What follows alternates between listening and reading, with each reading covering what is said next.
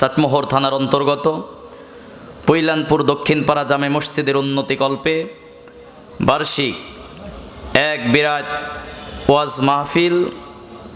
আজকের মাহফিলের সভাপতির দায়িত্ব পালন করতেছেন আমাদের শ্রদ্ধেয় ব্যক্তি মোহাম্মদ আব্দুস সালাম মাস্টার, সভাপতি অত্র জামে মসজিদ।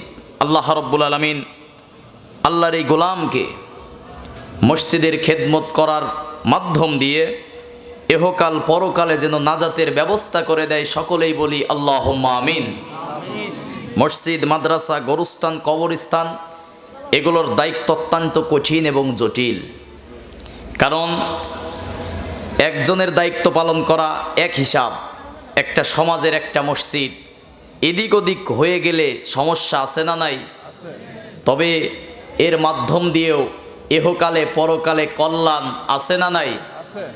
ইদানিং লক্ষ্য করতেছি বিভিন্ন জায়গায়, কালকে আমার যেখানে মাহফিল, পোস্টারে বিভিন্ন ব্যক্তির নাম দেওয়াকে কেন্দ্র করে দুইবার মারামারি হয়ে হসপিটালে চলে আসছে অলরেডি। লাইভ চলতেছে, নাম বললাম না।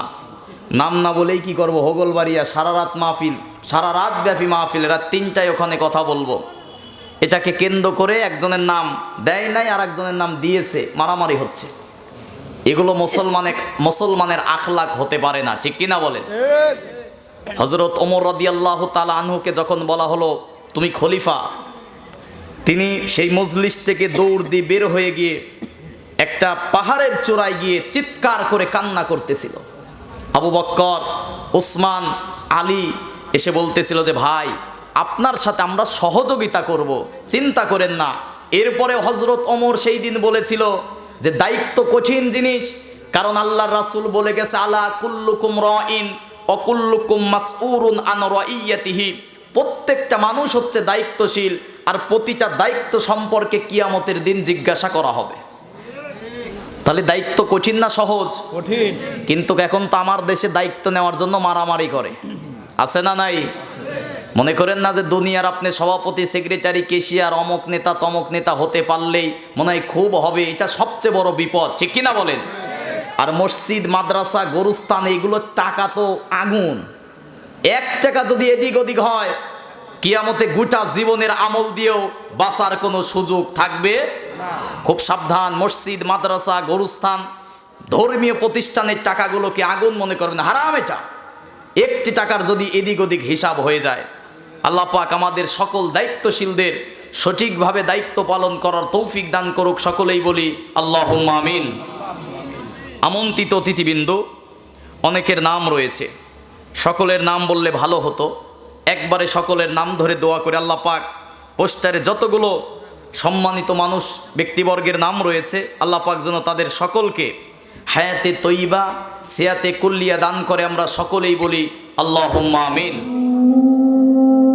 সম্মানিত মানুষদের জন্য দোয়া করা দরকার, কারণ তারাই, এখানে যতগুলো লোকের নাম আছে এরাই আগামীতে সমাজের নেতৃত্ব দেবে। আলহামদুলিল্লাহ, বাহিরের তেমন কোনো অতিথির নাম নাই, ভালো, এগুলো ভালো, আপনারা এগুলোই করবেন। গতকালকে বালুচর মাহফিলে গিয়েছিলেন আপনারা অনেকেই, কোন নেতার বক্তব্য শুনেছেন? আমি গোটা দেশে বলি যদি মাহফিল করতে হয় এরকম ভাবেই করেন। ওই বক্তা ওঠার আগে আর ওঠার পরে কোনো নেতা নেত্রীর বক্তব্য মানুষ শুনতে আসে না, ঠিক কিনা বলেন? আমরা যদি বলি বলে যে হুজুররা রাজনীতি করে, আর তারা এখন এসে সালাম দেওয়ার নামে কি করে বলেন না কেন? ও তার মানে তাদেরটা কুরু কুরু আর আমরা বললে মাকরু, নাকি? এগুলো বন্ধ করতে হবে। বালুচরের মতো মাহফিল আমি চাই গোটা বাংলাদেশে হোক, ঠিক কিনা বলেন? টাইম টু টাইম ইশারের পরে দ্বিতীয় বক্তা উঠে যায়, আধা ঘন্টা সময় পেয়েছি খুব কষ্ট করে। এরপরে সফর সঙ্গী আসছিল মমিন ভাইয়ের সাথে, তিনি কথা বলেছে, একদম সাজানো গোছানো, কালেকশনের কোনো জ্বালাতন আছে? দাম দিয়েছে, মনে রাখলে দেন, না রাখলে না দেন, কারণ কিয়ামতে যদি বাঁচতে চান দান করার দরকার আছে না নাই? পিরাপিরি জোরের কিছু নাই তো। যদি মরার চিন্তা থাকে কোরআন শুনতে হবে, কোরআন বুঝতে হবে, কোরআন মানতে হবে, কোরআনের সমাজ গড়তে হবে, ঠিক কিনা মুসলমান? এজন্য মাহফিল যদি করতে হয়, আমি গোটা দেশে বলি, শুধু এখানে না, আমার চাটমোহরের বালুচরের মাঠ, এই মাহফিল গোটা বাংলাদেশের মধ্যে একটা ঐতিহাসিক মাহফিল। আলহামদুলিল্লাহ কন। আল্লাহ পাক যেন এই মাহফিলটা কিয়ামত পর্যন্ত কবুল করে, আল্লাহুম্মা আমিন। সামনে বসা দিনদার ইমানদার ইসলাম প্রিয় যুবক ভাইরা, বাবার বয়সী মুরব্বীরা, পর্দার অন্তরালে চবনদাতা মা ও বোনেরা, ছোট ছোট সোনার মানিকেরা, পর্দার অন্তরালে চৌবনদাতা মা ও বোনেরা, আসুন সর্বপ্রথম সেই মহান আল্লাহ রাব্বুল আলামিনের দরবারে নত শিরে কালিমাত শুকরিয়া আদায় করি, যে মহান আল্লাহ সুবহানাহু ওয়া তাআলা অত্যন্ত দয়া করে মেহেরবান করে মহাবিশ্বের মহাবিশ্বয় পবিত্র কোরআনুল কারীম শোনার জন্য আসার এবং বসার তৌফিক দান করেছে। সে আল্লাহর দরবারে খুশি হয়ে শুকরিয়া আদায় করে বলছি আলহামদুলিল্লাহ। সকলে একটু আওয়াজ করে আল্লাহর প্রশংসা আদায় করে বলি আলহামদুলিল্লাহ। সর্ব অবস্থায় আল্লাহর প্রশংসা করার দরকার আছে না নাই? কিন্তু আমরা আল্লাহর প্রশংসা বাদ দিয়ে দুনিয়ার বিভিন্ন মানুষের প্রশংসা করি, ঠিক কিনা বলেন? কোন ফাসেকদের প্রশংসা করা মুসলমানদের জন্য জায়েজ নাই। একমাত্র মুসলমানের জবান দিয়ে একমাত্র প্রশংসা হবে আমার সৃষ্টিকর্তা, আমার মালিক, আমার আল্লাহ সুবহানাহু ওয়া তাআলার, ঠিক কিনা বলেন? সর্ব অবস্থায় প্রশংসা আদায় করব কার? আল্লাহ। আল্লাহর রাসূল বলেন আলহামদুলিল্লাহি আলা কুল্লি হাল, যে হালেই থাকো, সুখে থাকো আর দুঃখে থাকো, যদি আল্লাহর প্রশংসা আদায় করতে পারো তোমার জীবনের দুঃখ দুর্দশা দূর করে দেবে কে? আল্লাহ। আল্লাহ পাক সূরা ইব্রাহিমের 7 নম্বর আয়াতের শেষের অংশে বলেন লা ইন শাকারতুম লা আযীদান্নাকুম ওয়া লা ইন কাফারতুম ইন্না আযাবি লাশাদীদ। আল্লাহু আকবার কোন। লা ইন শাকারতুম, লামে তাগিদ, ইনে শর্তিয়া। আল্লাহ পাক বলতেছেন যদি কোনো ব্যক্তি শাকারতুম, আমি আল্লাহর শুকরিয়া তথা প্রশংসা আদায় করে, আমি আল্লাহর প্রতি কৃতজ্ঞ হয়। সবাই বলেন তো আমরা আমাদের আল্লাহর প্রতি কৃতজ্ঞ কিনা? বলেন আল্লাহর প্রতি আমরা খুশি কিনা? খুশি। আল্লাহ পাক বলেন যদি আমার বান্দা আমার প্রতি খুশি হয়ে শুকরিয়া আদায় করে, আমি আল্লাহ রাব্বুল আলামিন আমার বান্দার প্রতি নিয়ামত বৃদ্ধি করে দেই। সুবহানাল্লাহ। তাফসিরে কাবীর আল্লামা ইমাম ফখরুদ্দিন রাজি রহমাতুল্লাহ আলাইহি আয়াতের ব্যাখ্যায় লিখেছেন আল্লাহ কত বৃদ্ধি করে আল্লাহ পাক বলেন নাই, তাফসিরের মধ্যে রেখেছেন তার বান্দাকে যখন আল্লাহ দেবে অসংখ্য অগণিত কোনো তুলনা ছাড়াই আল্লাহ পাক দান করবে। কোন সুবহানাল্লাহ। সূরা আনকাবুতের 62 নম্বর আয়াতের মধ্যে আল্লাহ পাক বলেন আল্লাহু ইয়াবসুতুর রিজকা লিমান ইয়াশাউ মিন ইবাদিহি, আমি আল্লাহ যাকে পছন্দ করি ভালোবাসি তার রিজিকের অভাব অনটন, তার রিজিকের যত বালা মুসিবত আছে আমি আল্লাহ রাব্বুল আলামিন দূর করে দেই, এমন মাধ্যম দিয়ে রিজিক দেই যা আমার বান্দা নিজেও কখনো কল্পনা করে নাই। কোন সুবহানাল্লাহ। প্রশংসা করতে হবে কার? আল্লাহ। তাহলে রিজিকের অভাব দূর করে দেবে কে? আল্লাহ। এই রিজিক মানে 3 বেলা শুধু ভালো মন্দ খাওয়া না, এই যে সুস্থ আছি, ভালো আছি, কথা বলতে পারতেছি, চলাফেরা করতে পারতেছি, এর চেয়ে বড় আর কোনো নিয়ামত, এর চেয়ে বড় কোনো রহমত আল্লাহর পক্ষ থেকে আমার আপনার জীবনে আর হতে পারে না, ঠিক কিনা বলেন? সূরা বাকারার 105 নম্বর আয়াতের শেষ অংশে আল্লাহ পাক বলেন আল্লাহু ইয়াখতাসসু বিরহমাতিহি মাইয়াশা, আমি আল্লাহ যাদেরকে পছন্দ করি শুধুমাত্র তাদেরকেই ইসলাম আর কোরআনের জন্য কবুল করি। কোন সুবহানাল্লাহ। আয়াতের ব্যাখ্যা ইবনে মাজাহ শরীফের 220 নম্বর হাদিসের মধ্যে আল্লাহ রাসূল সাল্লাল্লাহু আলাইহি ওয়াসাল্লাম হাদিস বর্ণনা করেছেন। সবচেয়ে বেশি হাদিস বর্ণনাকারী সাহাবী আন আবি হুরায়রা রাদিয়াল্লাহু তাআলা আন পায় 5374টি হাদিস বর্ণনা করেছে। বুখারী মুসলিমের মধ্যে পায় 325টা হাদিস তিনি একাই বর্ণনা করেছে। আলহামদুলিল্লাহ। কোন এই সাহাবী বলতেছে ক্বালা রাসূলুল্লাহ সাল্লাল্লাহু আলাইহি ওয়াসাল্লাম বলেছেন যে মাইয়ুরিদিল্লাহু বিহি খায়রান ইউফাক্কিহু ফিদ্দীন, দ্বীনের জন্য, ইসলামের জন্য, কোরআনের জন্য, মানবতার জন্য আল্লাহ যাকে তাকে কবুল করে না। আল্লাহ নিজে যাদেরকে পছন্দ করে শুধুমাত্র তাদেরকেই দ্বীন ইসলাম আর কোরআনের জন্য কবুল করে। কোন সুবহানাল্লাহ। সুবহানাল্লাহ। কত মানুষ বুড়া চামড়া জড়ো হয়ে যাচ্ছে, মরে না, কিন্তু 33 বছরের উসমান হাদিকে আল্লাহ নিয়ে নিল। বলেন না কেন?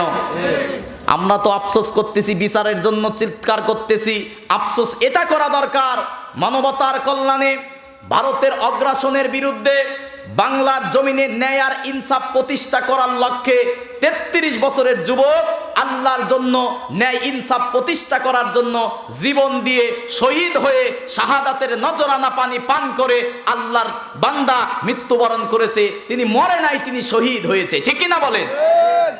তোমার চামড়া তো ঘুষা হয়ে যাচ্ছে, তোমার দিকে তো আজরাইল তাকাচ্ছে না, কারণ তোমার জীবন যৌবন আমার আল্লাহর কাছে পছন্দ হয় না, ঠিক কিনা বলেন? সূরা ইমরানের 140 নম্বর আয়াতের শেষাংশে বলেন ওয়ালিয়া আলাম আল্লাহুল্লাযিনা আমানু, আমার ইমানদার বান্দাদের মধ্য থেকে যাদেরকে পছন্দ করি তাদেরকে আমি আল্লাহ শহীদের মৃত্যু দান করি। মৃত্যু দুই প্রকার, কয় প্রকার? একটা হচ্ছে ইমানদারের মৃত্যু, আর একটা হচ্ছে বেঈমানের মৃত্যু। এক নম্বরে কি? ইমানদার। দুই নম্বরে আবার ইমানদারের মৃত্যু আবার দুই প্রকার। এক নম্বরে হচ্ছে সাধারণ ইমানদারের মৃত্যু, ঘরে বসে স্বাভাবিকভাবে কালেমা পড়তে পড়তে মারা গেলেন। দুই নম্বরে আল্লাহর জমিনে আল্লাহর দ্বীন ইসলাম কোরআনের রাজ কায়েমের জন্য, ন্যায় ইনসাফ প্রতিষ্ঠা করার জন্য, মানবতার অধিকার প্রতিষ্ঠা করার জন্য যারা জীবন দেবে এরা হচ্ছে শহীদি মৃত্যু। আর আল্লাহর কাছে সবচেয়ে শ্রেষ্ঠ মৃত্যু হচ্ছে শহীদি মৃত্যু। কোন সুবহানাল্লাহ। শহীদি মৃত্যু চাওয়ার দরকার আছে না নাই? বলেন না কেন? অনেকে বলে যে হুজুর এই তো জান চলে না, শহীদি মৃত্যুর কষ্ট নাই রে ভাই। রাসূল সাল্লাল্লাহু আলাইহি ওয়াসাল্লাম বলেছেন পিপিলিকা কামড় দিলে যেমনটি কষ্ট হয় এই রকমও কষ্ট হয় না একটা শহীদকে যখন আল্লাহ রাব্বুল আলামিন জান কবজ করে। কোন সুবহানাল্লাহ। হাদিকে করলো গুলি, গুলিটা চলে গেল হাদির মাথায়, আর আল্লাহ রাব্বুল আলামিন 58 কোটি মানুষের চিন্তার মধ্যে ওসমান হাদিকে ঢুকিয়ে দিল। ঠিক কিনা বলেন? যুগে যুগে ওসমান হাদির রক্ত মনে করেন না যে বৃথা যাবে। আমি যুবক মানুষ, অনেকে বলতে পারেন যে হুজুর শুরুতেই এরকম শুরু করে দিলেন। আল্লাহর কোরআন হাতে, কোন দলের দালালি, কোন দলের গোলামি করার জন্য আসি নাই। এটা পবিত্র কোরআনের মঞ্চ, এখানে একমাত্র আল্লাহর বান্দাদের আল্লাহর কোরআন থেকে সত্য সঠিক কথাগুলো জাতির সামনে উপস্থাপন করতে হবে। ঠিক কিনা বলেন? এই ওসমান হাদিকে যারা হত্যা করেছে দীর্ঘদিন হয়ে গেল বিচার হচ্ছে না, দীর্ঘদিন হয়ে গেল বিচার হচ্ছে না। কেন বিচার করা হচ্ছে না একটু চিন্তা করেন। ওসমান হাদির জায়গায় যদি আমি আপনি হতাম বিচার কি পাইতাম? বলেন না কেন? তার মানে এই সমাজে ন্যায় আর ইনসাফ প্রতিষ্ঠা করার দরকার আছে না নাই? ন্যায় বিচার হোক, এটার আপনারা চান কিনা? যতই মুখে মুখে বলেন চাই, মানুষের তৈরি করা আইন দিয়ে এই সমাজে কখনো ন্যায় বিচার পাওয়া সম্ভব নয়। যদি মুসলমান ন্যায় বিচার পেতে চায় আল্লাহর কোরআনের আইন ছাড়া বিকল্প কোনো রাস্তা নাই। ঠিক কিনা মুসলমান? অনেকে ফতোয়া দিচ্ছে ওসমান হাদিরে নাকি শহীদ বলা যাবে না। দেখেন নাই খালেদা জিয়ার জানাজা হয়ে গেল, এক হুজুর ফতোয়া দিল যে জানাজার নামাজে সূরা ফাতিহা পড়া লাগবে। তো তুই এত বছর কইছিলি? শুরু হয়ে গেছে মিডিয়াতে, মুরব্বী বাবারা বুঝবেন না মিডিয়াতে, যে জানাজার নামাজে সূরা ফাতিহা পড়া লাগবে, এইটা নিয়ে মিডিয়া জগতে তুল কালাম শুরু হয়ে গেছে। এত বছর খোঁজ ছিল না এই সমস্ত। আল্লাহ রাসূলের হাদিস এটা। আমি মসজিদে নামাজ পড়তেছিলাম আর চিন্তা করলাম, আহারে প্রতিটা জায়গায় জায়গায় কত সুন্দর মসজিদ হচ্ছে। কিয়ামতের আলামত এটা। প্রতিটা পাড়া মহল্লায় সুন্দর সুন্দর মসজিদ হবে, টাইলস করা হবে, কাঠের সুন্দর মেম্বার করা হবে, কিন্তু মসজিদের ইমাম মুসল্লি কারোর ইমানই থাকবে না। এরকম মনে করতে পারেন যে হুজুর মনে হয় কেমনে কি বললেন। এমনও মুসলমান আছে 5 ওয়াক্ত নামাজ পড়তে পড়তে কপাল কালো হয়ে গেছে, কিন্তু আল্লাহর কোরআনের আইন ভালো লাগে না, এমন মুসলমান আছে না নাই? তার মানে ওই মুসলমানের কি আর ইমান আছে? বলেন ইমান আছে? আমরা মুসলমান একমাত্র শুনবো কি? কোরআন। আমরা মুসলমান একমাত্র মানবো কি? তার মানে মুসলমান আমরা সর্ব অবস্থায় মানবো হচ্ছে আল্লাহর কোরআন। ঠিক কিনা বলেন? ইসলামের জন্য, কোরআনের জন্য, মানবতার জন্য। কয়টা কথা বলছি? 3টা। ইসলামের জন্য, কোরআনের জন্য 2টা কথা। আর কোরআন আর ইসলাম একই জিনিস।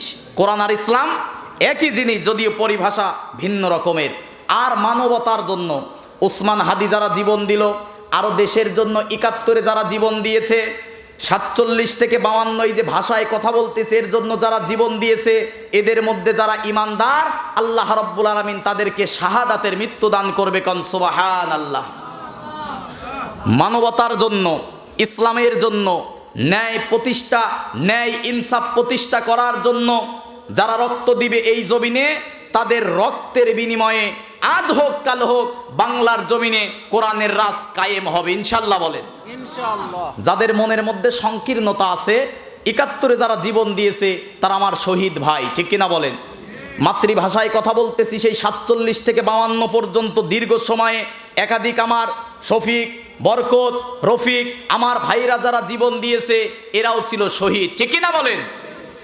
আল্লাহ রাব্বুল আলামিন পবিত্র কোরআনুল কারিমে সূরা বাকারার 154 নম্বর আয়াতের মধ্যে বলেন, খবরদার এই মুখ দিয়ে শহীদদেরকে তোমরা মৃত্যু বলবা না। আল্লাহু আকবার। কোন আল্লাহ রাব্বুল আলামিন বলেন, ওয়ালা তাকুলু লিমান ইউকতালু ফি সাবিলিল্লাহি আমওয়াত বাল আহইয়াউ ওয়ালাকিন লা তাশউরুন। জোরে বলুন আল্লাহু আকবার।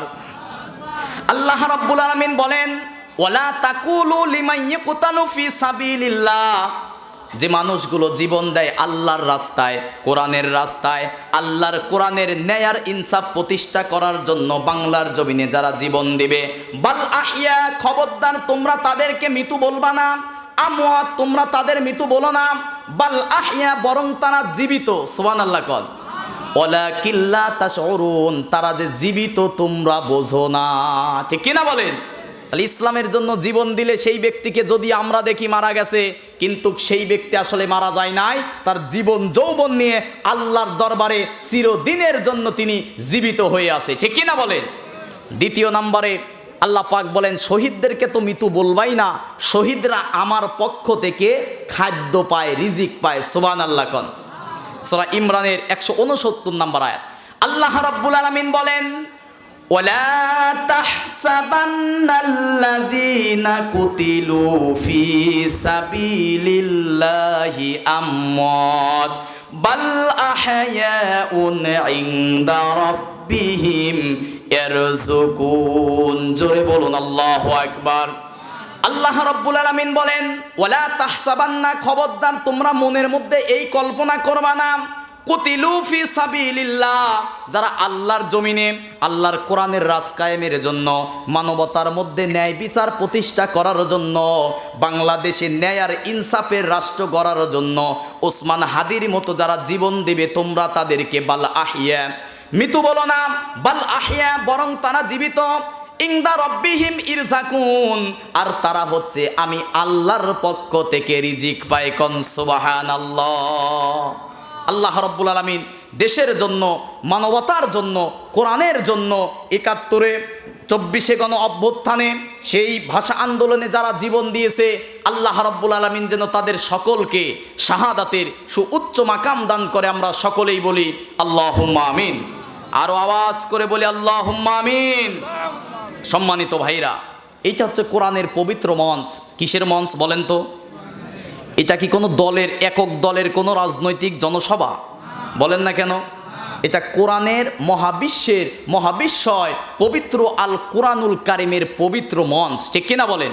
পৃথিবীতে আল্লাহর কোরআনের চেয়ে আর কোনো ভালো কথা, আর কোনো সত্য কথা, আর কোনো ন্যায় কথা, আর কোনো ইনসাফের কথা কি আছে?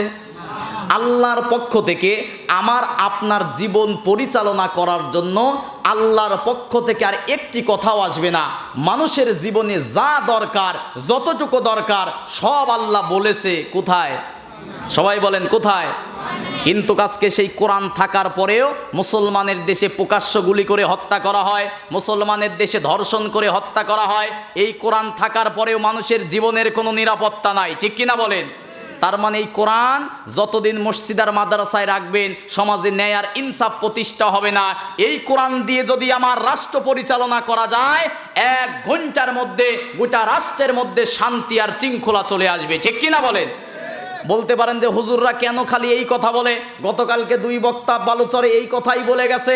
কারণ আল্লাহর রাসূল মক্কায় থেকে মদিনায় হিজরত করে যাওয়ার পরে আল্লাহর কোরআন দিয়ে 10 বছর রাষ্ট্র পরিচালনা করে শান্তির একটা রাষ্ট্র আমাদেরকে পুরস্কার দিয়ে গেছে। কোন সুবহানাল্লাহ।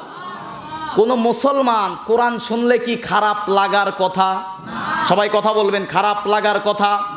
খারাপ লাগবে তাদের, মুশরিক, ইহুদি, সর্বোপরি নামধারী মুনাফিক যারা, কোরআন শুনলে খারাপ লাগবে তাদের। ঠিক কিনা বলেন?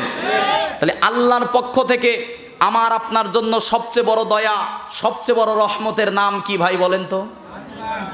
আল্লাহ রাব্বুল আলামিন সূরা ইউনূসের 57 নম্বর আয়াতের মধ্যে বলেন, কুল বিফাদলিল্লাহি ওয়া বিরহমাতিহি ফাবিযালিকা ফালইফরাহু হুয়া খায়রুম মিম্মা ইয়াজমাউন। জোরে বলুন আল্লাহু আকবার। আল্লাহ রাব্বুল আলামিন বলেন তাফসিরে তাবারির মধ্যে, আল্লামা ইমাম জাফর ইবনে আত-তাবারি রহমাতুল্লাহ আলাইহি বলতেছেন, আল্লাহ রাসূলকে বলা হচ্ছে কুল বিফাদলিল্লাহ, হে নবী আপনি বলেন আল্লাহর পক্ষ থেকে আপনার বান্দার প্রতি যত রহমত যত করুণা আল্লাহ পাক নাজিল করেছে, সবচেয়ে বড় দয়ার প্রমাণ আল্লাহ রব্বুল আলামিন বান্দার জন্য নাজিল করেছে কোরআন। কোন সুবহানাল্লাহ। এই কোরআন যদি না আসতো গোটা মানবতা বিপদগামী হতো, ঠিক কিনা বলেন? এই কোরআন যখন নাজিল হলো, মনোযোগ আছে আপনাদের? একটু মনোযোগ দিয়ে কথাগুলো শোনেন, তাকিতুকি করবেন না।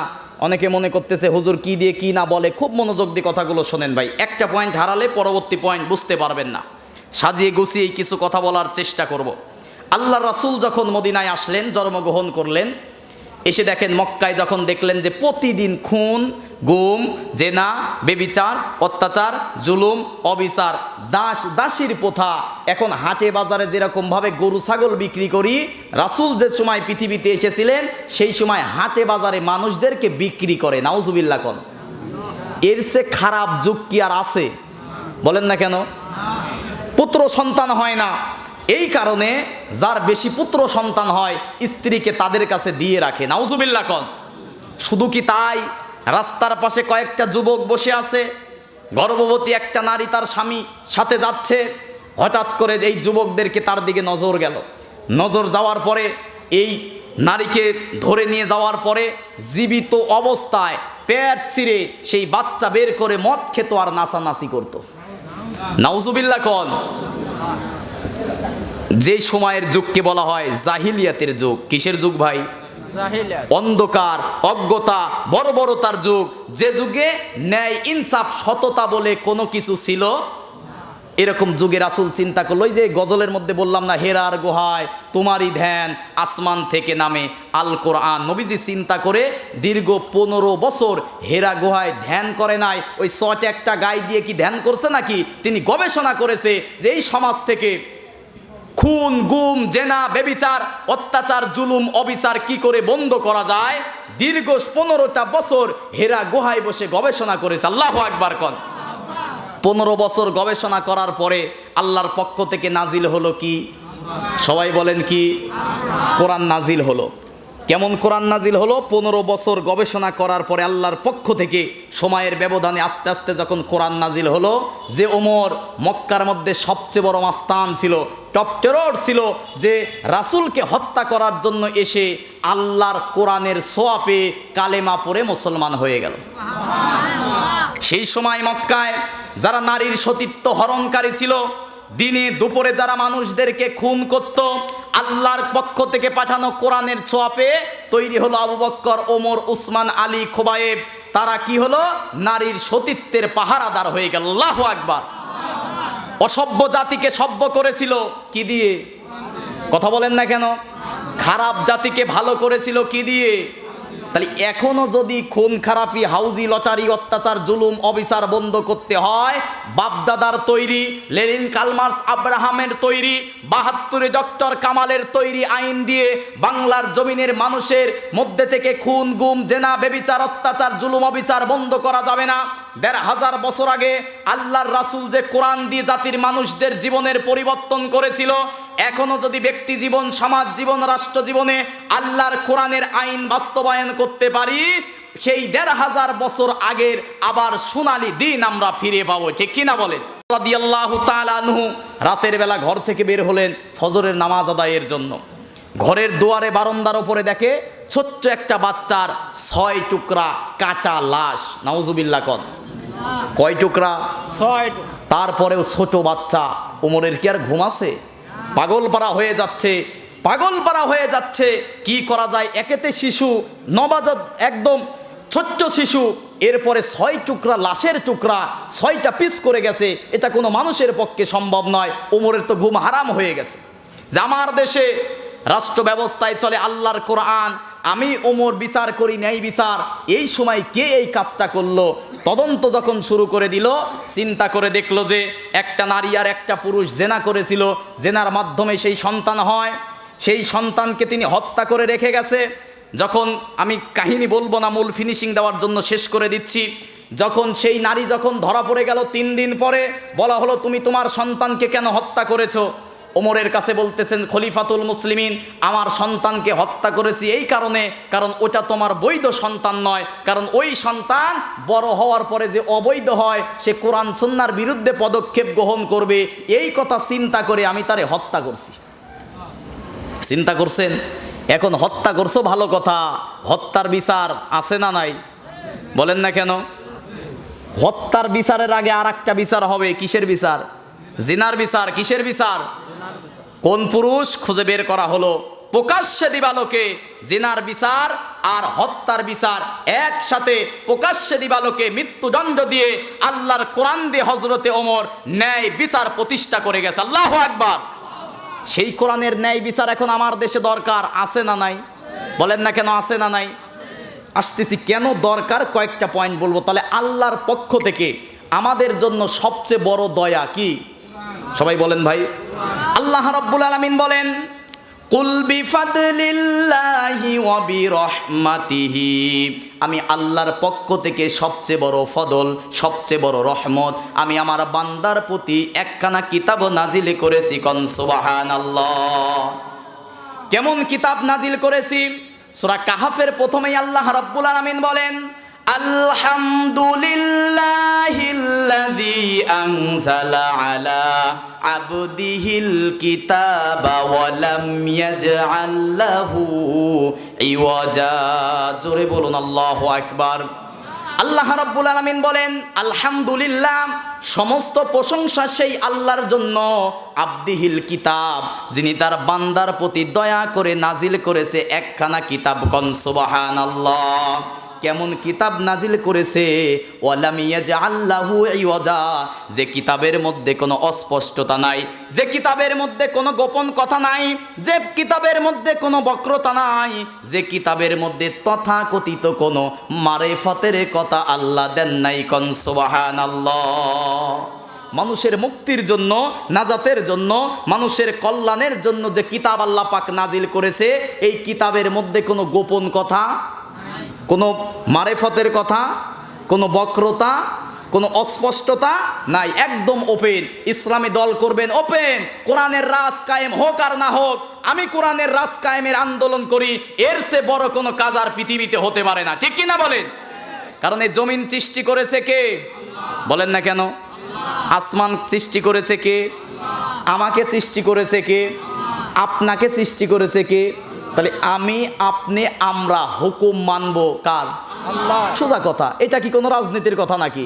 আমাকে সৃষ্টি করেছে যে, হুকুম মানব তার, এর বাহিরে আর কোনো কথা আমার আপনার কাছে চলবে না। ঠিক কিনা বলেন? আল্লাহ রাব্বুল আলামিন বলেন, এবার খুব মনোযোগ দিয়ে শোনেন, সূরা ফুরকানের প্রথম নাম্বার আয়াত আল্লাহ পাক বলেন, তাবারাকাল্লাযী নাযালাল ফুরকানা আলা আবদিহি লিয়াকুনা লিল আলামিনা নাযীরা। জোরে বলুন আল্লাহু আকবার। আল্লাহ রাব্বুল আলামিন বলেন, তাবারাকাল্লাযী নাযালাল ফুরকান, পবিত্র সেই সত্তা। নাম কি? আমাদের সৃষ্টিকর্তার নাম কি? সেটা আওয়াজ করে বলেন আল্লাহু আকবার। আমাদের সৃষ্টিকর্তার নাম কি? আল্লাহ রাব্বুল আলামিন বলেন, তাবারাকাল্লাযী, বরকতময় সেই সত্তা যার জীবন পরিচালনা করার জন্য নাযালাল ফুরকান, নাজিল করেছি একখানা ফুরকান। কোন সুবহানাল্লাহ। কি ফুরকান? আল্লাহ রাসূল সাল্লাল্লাহু আলাইহি সাল্লাম বলেছেন, ন্যায় অন্যায় বুঝার জন্য আল্লাহর পক্ষ থেকে আল্লাহ পাক ফুরকান নাজিল করেছে। কোন সুবহানাল্লাহ। তাহলে কোনটা খাঁটি দুধ, ভেজাল দুধ টেস্ট করার জন্য একটা মেশিন আছে, নাম কি বলেন তো? বলেন না কেন? জানেন না? আপনাদের তো পুলেনপুর যে খামার আছে, হ্যাঁ, এরপরে জ্বর মাপার জন্য মেশিন আছে না নাই? সোনা সোনা আসল না নকল, খাঁটি নাকি ভেজাল, এটা মাপার একটা মেশিন, মানে ধরার জিনিস আছে না নাই? আছে। তাহলে পৃথিবীতে কোনটা খাঁটি, কোনটা ভেজাল, কোনটা আসল, কোনটা নকল, এটা জানার জন্য যে থার্মোমিটার আল্লাহ পাক পাঠিয়েছেন, তার নাম হচ্ছে কোরআন। কোন সুবহানাল্লাহ। আরবিতে যাকে বলা হয় ফুরকান, মানে ন্যায় অন্যায়, সত্য মিথ্যা, জায়েজ না জায়েজ, হালাল হারাম জানার জন্য নাজিল করেছে কোরআন। কোন সুবহানাল্লাহ। দ্বিতীয় নাম্বার আর একটা পরিচয় দিয়ে আমি আলোচনার দিকে যাব।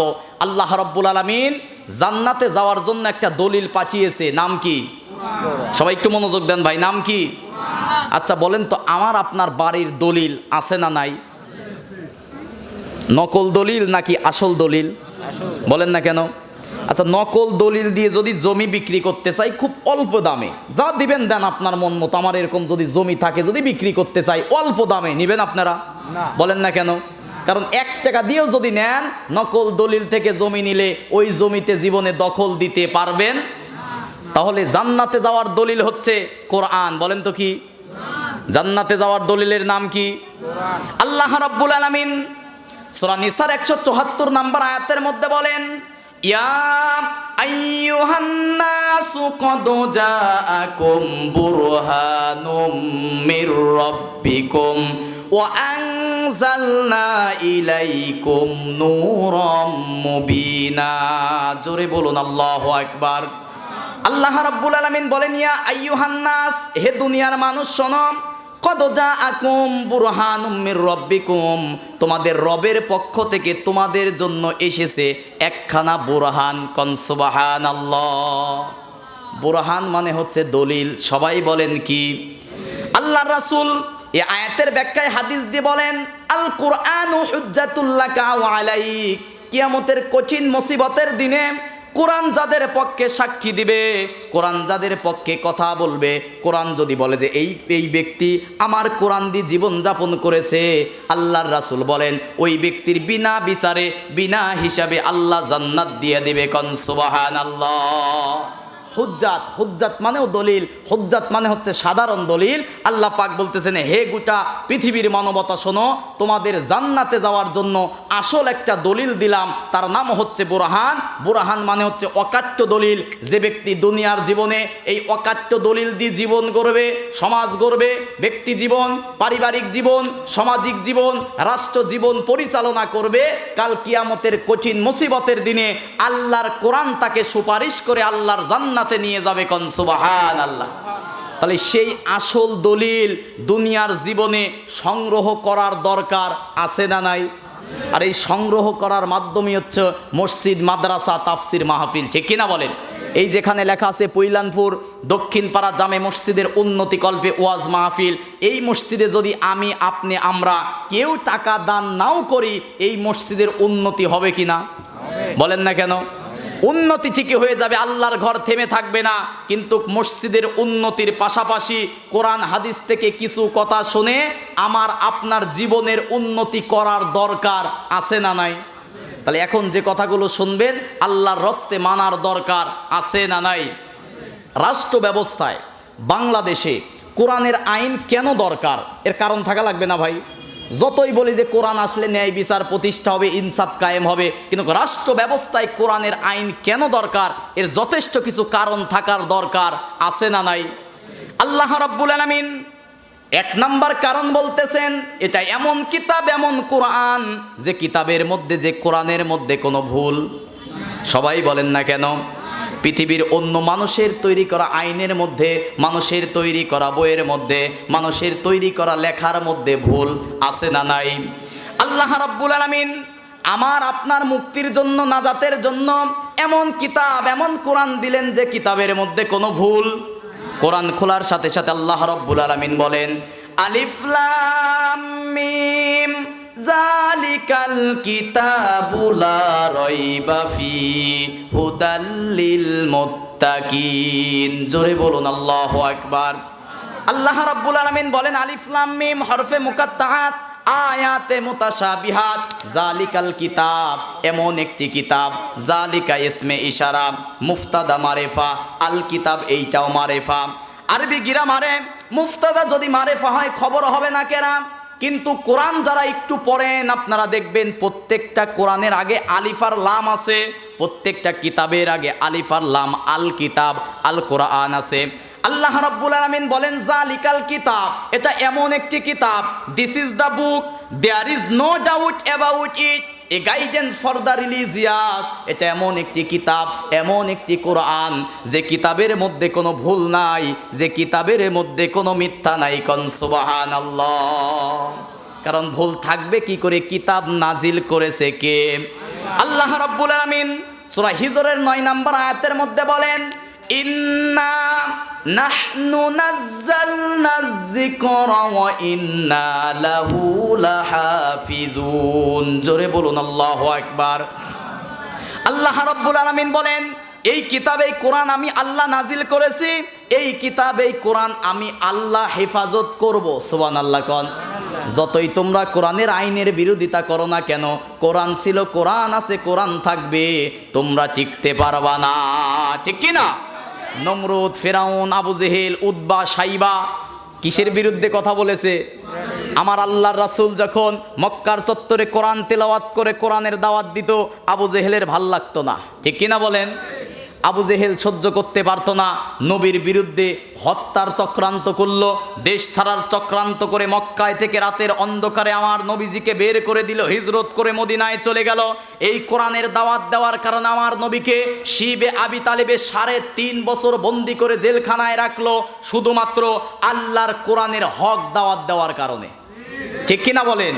তার মানে জেল, জরিমানা, হামলা, মামলা এগুলো প্রত্যেকটা নবীর সুন্নাত। সুবহানাল্লাহ কোন।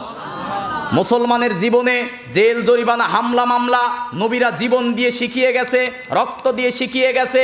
যদি ভালোবাসা দিয়ে দিন কায়েম হতো, নবীজি বদরে গিয়ে রক্তাক্ত হতো না, তায়েফে গিয়ে রক্ত ঝরিয়ে নবীজি বেহুশ হতো না 3 বার। ঠিক কিনা বলেন? অনেক মুসলমানকে এই কথা শুনলে আবার রাগ করে, আমার বুঝে আসে না ও মুসলমান হয় কি করে। নবীজি কি রক্ত দেয় নাই? সবাই জানেন না, তায়েফের কাফেররা, তায়েফে কি নবীজি বাপ দাদার কথা বলতে গেছিল? ব্যবসা করতে গেছিল? কি করতে গেছিল? আল্লাহর কোরআনের আল্লাহর দাওয়াত দিতে গেছিল। কি করতে গেছিল? সূরা আম্বিয়ার 25 নম্বর আয়াত, সূরা নাহালের 36 নম্বর আয়াত। আল্লাহ রাব্বুল আলামিন বলেন, প্রত্যেকটা যুগে যুগে আমি নবী এবং রাসূল পাঠিয়েছি এবং তাদেরকে দিয়েছি একখানা কিতাব। প্রত্যেকটা নবী এবং রাসূলের দাওয়াত ছিল এক। সবাই বলেন, দাওয়াত ছিল কি? আল্লাহ রাব্বুল আলামিন বলেন, ওয়ালাকাদ বাআসনা ফি কুল্লি উম্মাতির রাসূলান আন ইবুদুল্লাহ ওয়াজতানিবুত তাগুত। জোরে বলুন আল্লাহু আকবার। আল্লাহ রাব্বুল আলামিন বলেন, ওয়ালাকাদ বাআসনা ফি কুল্লি উম্মাতির রাসূল, প্রত্যেকটা যুগে যুগে প্রত্যেকটা উম্মতের জন্য আমি রসুল পাঠিয়েছি। আর প্রত্যেকটা রসুল এসে বলেছে আনি ইবুদুল্লাহ, একমাত্র হুকুম চলবে কার? একমাত্র আইন চলবে কার? আমরা মুসলমান একমাত্র হুকুম মানব কার? কেন আল্লাহর হুকুম মানব?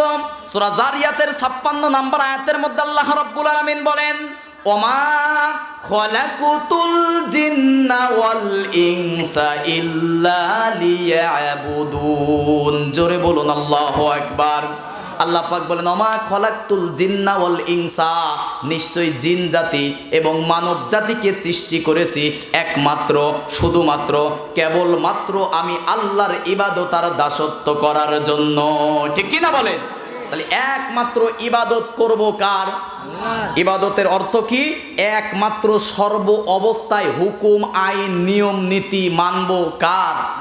আর কোরআনের নিয়ম নীতি মানা মনে হয় সুন্নাত। বলেন না কেন? কোরআনের এই নিয়ম নীতি মানা মনে হয় জায়েজ। সবাই বললেন না ভাই? খারাপ লাগতেছে আপনাদের? খারাপ লাগতেছে আপনাদের? কোরআনের আইন মানা মুসলমানের জন্য কি? কোথায় আছে? সূরা কসস 85 নম্বর আয়াত। কোন সূরা? বলেন না কেন? কোন সূরা? 85 নম্বর আয়াত। আল্লাহ রাব্বুল আলামিন বলেন, ইন্নাল্লাযী ফারাদা আলাইকাল কুরআনা লারাদুকা ইলা মাআদ। জোরে বলুন আল্লাহু আকবার। আল্লাহ রাব্বুল আলামিন বলেন, ইন্নাল্লাযী ফারাদা, নিশ্চয়ই আমি আল্লাহ কোরআনের বিধান মানাকে ফারাদা, ফরজ করেছি। সুবহানাল্লাহ কল। এখন ফরজ মানে কি? ফরজ মানে হচ্ছে আল্লাহর পক্ষ থেকে নির্ধারিত আইন। নামাজ পড়া কি? বলেন না কেন? নামাজ পড়া কি? সামনে আসতেছে রোজা রাখা কি? আল্লাহ রাব্বুল আলামিন বলেন, নামাজ পড়া, রোজা রাখা, হজ করা আমি আল্লাহ পাক যে কোরআন দিয়ে ফরজ করেছি। ইন্নাল্লাযী ফারাদা আলাইকাল কুরআন, এই কোরআনের প্রত্যেকটা আয়াত, প্রত্যেকটা বিধান, প্রত্যেকটা নিয়ম, প্রত্যেকটা অক্ষর, প্রতিটা শব্দ মানা ঈমানদার মুসলমানের জন্য আমি আল্লাহ ফরজ করেছি। কোন সুবহানাল্লাহ। তাহলে কোরআন মানার দরকার আছে না নাই? এক জায়গায় না সব জায়গায়? এক জায়গায় না সব জায়গায়? আমার দেশের মুসলমানেরা মসজিদে মানে কোরআন, মাদ্রাসায় মানে কোরআন, কিন্তু মসজিদ আর মাদ্রাসা থেকে বের হয়ে বাপ দাদার তৈরি করা নিয়ম নীতি অনুসরণ করে। কথা বলেন না কেন? তাহলে সর্ব অবস্থায় একজন মুসলমান ঘুমানোর সময় দোয়া পড়ে ঘুমায়, ঘুম থেকে ওঠার পরে দোয়া পড়ে, টয়লেটে যাওয়ার সময় দোয়া পড়ে, টয়লেট থেকে বের হওয়ার পরে দোয়া পড়ে, প্রত্যেকটা কাজের সময় মুসলমানের দোয়া, কোরআনের শিক্ষা আছে না নাই? তাহলে রাষ্ট্র কিভাবে পরিচালনা করতে হবে যদি টয়লেটে যাওয়ার কথা কোরআনে থাকে, কোনভাবে কোন তরিকায় টয়লেট করতে হবে সেটা যদি ইসলামে থাকে, একটা রাষ্ট্র একটা দেশ কিভাবে পরিচালনা করতে হবে তার কথা কি কোরআনে নাই? একটা মানুষের ব্যক্তি জীবন, পারিবারিক জীবন, সামাজিক জীবন, যুদ্ধনীতি, সন্ধিনীতি, অর্থনীতি, কূটনীতি, রাজনীতি, এমন কোনো দিগার বিভাগ নাই। মানুষের জীবনে যা দরকার সব আল্লাহ দিয়েছে কোরআনের মধ্যে। কোন সুবহানাল্লাহ। কিন্তু দেখেন নাই কিছু মাঝে মাঝে উল্লুক্কা পাঠা আসে, বলে যে আমরা শরিয়া আইন মানি না, আছে না নাই? কিন্তু এখন আবার নির্বাচন কাছে আসতেছে, সুন্দর একটা টুপি পরছে, মাশাল্লাহ মাশাল্লাহ, টুপি একটা পরে বলতেছে যে আমরা যদি ক্ষমতায় যাই কোরআন সুন্নাহর বিরুদ্ধে কোনো আইন পাস হবে না, অথচ 3 মাস আগে বলছে শরীয়ত মানি না। আছে না নাই? তার মানে এগুলো সব ধান্দাবাজ, ঠিক কিনা বলেন? চাটমোহর বাজারে, এটা কোরআন হাদিস না, একটা গল্প বলি, কোরআন হাদিসে খুঁজেন না। চাটমোহর বাজারে এক ব্যক্তি আসরের নামাজের পরে গেছে তেল কিনতে, 1 কেজি তেল নেবে। 1 কেজি তেল কিনতে গেছে, দোকানদারে গিয়ে দেখে যে দোকানদার নাই, নামাজ পড়তে গেছে থানা বাজার মসজিদে। তো অপেক্ষা করতেছে, পরিচিত মানুষ, তার কাছ থেকেই তেল নেই, অপেক্ষা করতেছে। আসার পরে বলতেছে, মুরব্বি নামাজে গেছিলেন তো, ঠিক আছে অপেক্ষা করতেছি, আমাকে 1 কেজি তেল দেন। তো তেল যখন মেপে দিচ্ছে, যে কাস্টমার সে চিন্তা করতেছে মনে হয় একটু কম দিচ্ছে। এবার সেই ব্যক্তি বলতেছে যে চাচা আপনার জন্য দেরি করলাম, আপনার কাছ থেকেই নেই, আপনি নামাজ পড়ে আসলেন, এই টুপি পরে তেল কম দিচ্ছেন, আপনার কি ইমান আমল কিছু আছে? মাত্র আসলেন নামাজ পড়ে, মাথায় টুপি। মুরব্বি তো রেগে গেছে, সঙ্গে সঙ্গে টুপি একটা খুলে পকেটে রেখে আর একটা টুপি বের করে বলতেছে, এই যে আমার নামাজ পড়া টুপি আর এই যে আমার তেল মাপা টুপি। তার মানে এখন টুপিরও 2 রকম হয়েছে কি না? বলেন না কেন? যারা বলতে পারে যে শরিয়া আইন মানি না, এখন আমার বলতেছে যে আমরা কোরআন সুন্নাহর বিরুদ্ধে কিচ্ছু করব না। বলেন আর না বলেন, কোরআন সুন্নাহর বিরুদ্ধে বাংলার জমিনে নতুন করে কোনো আইন বাস্তবায়ন করতে দেওয়া হবে না, ঠিক কি না মুসলমান? আমি মুসলমান, আমাকে সৃষ্টি করেছে আল্লাহ, এ জমিন আল্লাহর, আসমান আল্লাহর, মরার পরে যে আল্লাহর কাছে ফিরে যেতে হবে, মরার আগেই 50, 60, 70 বছরে সেই আল্লাহর হুকুম মেনে আল্লাহর কাছে ফিরে যেতে চাই, ঠিক কি না বলেন? কিন্তু কি দেখেন নাই আমার দেশের মানুষ, মনে রাখবেন, বেশি গরম কথা বলতে যাচ্ছি না, বিবেকের কাছে ধাক্কা দিয়ে যাচ্ছি, একটু কথাগুলো চিন্তা করবেন। যে আসলো একটু চিল্লালো, মাইকিং টাইকিং হলো, একটু চিল্লায় পাল্লায় চলে গেল না, বিবেক দিয়ে কথাগুলো একটু চিন্তা করবেন। রাতের বেলায় এই জমিন সৃষ্টি করেছে যে, এই জমিনে সেই রবের, সেই আল্লাহর আইন বাস্তবায়ন করতে হবে, ঠিক কিনা বলেন? আমার দেশের যুবক তরুণ মুসলমান, বৃদ্ধা বাল বনিতা, মায়েরা বোনেরা বাবারা সেই ভাষা আন্দোলনে জীবন দিয়েছে, 71 দেশ স্বাধীনের জন্য জীবন দিয়েছে, গত বছরে ফ্যাসিস্ট মুক্ত করার জন্য 24 গণ অভ্যুত্থানে বুকের তাজা রক্ত যুবক তরুণেরা ঢেলে দিয়েছে। আবারও যদি বাংলার জমিনে আল্লাহর কোরআনের রাজ কায়েমের জন্য রক্ত দিতে হয়, মুসলমান প্রস্তুত আছো না নাই? লিল্লাহে তাকবীর, নারায়ে তাকবীর। আল কোরআনের আলো সংসদে জালো, কোরআন ছাড়া অন্য কিছু। যারা দিচ্ছেন অনেকে চুপচাপ বসে, যে কি হলো রে দেখতেছে, অনেকে আছে। একটা স্লোগানও কি কোরআনের বাহিরে? আমি মুসলমান, মানবো কি? মানবো কি বলেন? কোরআনের প্রত্যেকটা বিধান মানার দরকার আছে না নাই? কোরআনের শরীয়ত মানার দরকার আছে না নাই?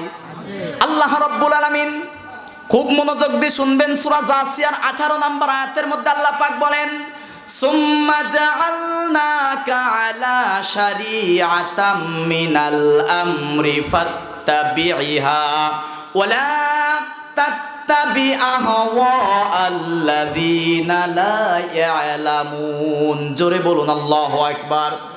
আল্লাহ রাব্বুল আলামিন বলেন, এটা তাফসিরে তাবারির মধ্যে পাবেন। আল্লামা ইমাম আবু জাফর তাবারি রহমাতুল্লাহ আলাইহি, সবচেয়ে প্রাচীন তাফসির বলা হয়।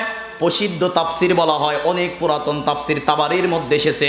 আল্লাহ পাক বলেন সুম্মা জাআলনাকা আলা শরিয়াত, হে নবী আপনাকে আমি একটা শরীয়ত দিয়েছি। নাম কি? সবাই বলেন নাম কি? মুসলমানের শরীয়তের নাম কি? তাহলে সেই কোরআন মানার দরকার আছে না নাই?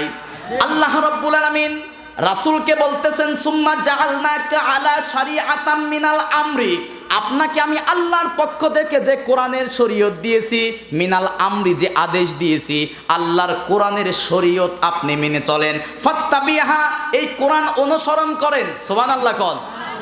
রাসূলকে বলতেছে কে? কি অনুসরণ করতে হবে? ফাত্তাবিহা, এই কোরআন অনুসরণ করবেন। ওয়ালা তাত্তাবি আহওয়া, আপনার মন মতো কোনো কিছুর অনুসরণ করবেন না। যদি আপনার মন মতো কোনো কিছুর অনুসরণ করেন তাহলে পথভ্রষ্ট হওয়ার সম্ভাবনা আছে না নাই? তার মানে একমাত্র আল্লাহর পক্ষ থেকে পাঠানো শরীয়ত, আল্লাহর কোরআন অনুসরণ করার দরকার আছে না নাই? কারণ এই কোরআন আমার আপনার সাথে কবরে যাবে, কিয়ামতের দিন দুইটা জিনিস কথা বলবে। ওয়াজ শুনতে শুনতে সবাই জানে, একটা হচ্ছে কোরআন আর একটা হচ্ছে সিয়াম, রোজা। এই দুইটা জিনিস সাক্ষ্য দেবে আমার আপনার পক্ষে। কিয়ামতের দিন যদি এই কোরআন আমার আপনার পক্ষে সাক্ষী দেয়, আল্লাহ রাব্বুল আলামিন বলেন সেই ব্যক্তির জীবনের আর কোনো হিসাব হবে না। কোরআন যদি কারোর পক্ষে দলিল হয়ে যায়, বিনা বিচারে বিনা হিসাবে আল্লাহ জান্নাত দিয়ে দিবে। কোন সুবহানাল্লাহ। তাহলে সেই আসল দলিল, সেই কোরআনকে কবরে নিয়ে যাওয়ার দরকার আছে না নাই? সবার আছে না নাই? আচ্ছা ভাই, এখানে আমরা যারা আছি সবাই তো মরবো নাকি? বলেন না কেন? সবাই মরবো, নিয়ত আছে।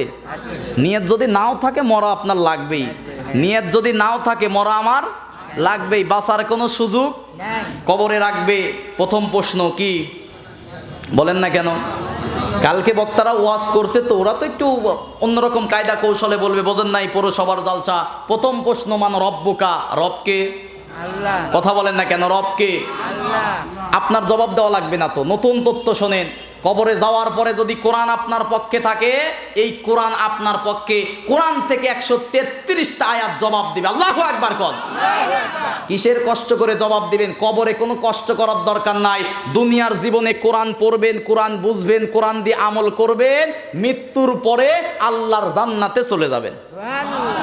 আর যত কিছু আছে সব করবে কে? আল্লাহ। আপনারা উকিল ধরেন না? উকিল ধরেন, উকিল ধরে কি করেন? জমি জায়গা বেচে উকিলের টাকা দেন, যা কাজ কাম করা লাগে উকিলই করে নাকি? উকিল ধরেন কি জন্য? তাহলে জান্নাতে যাওয়ার মূল উকিলের নাম হচ্ছে কোরআন। সুবহানাল্লাহ কোন?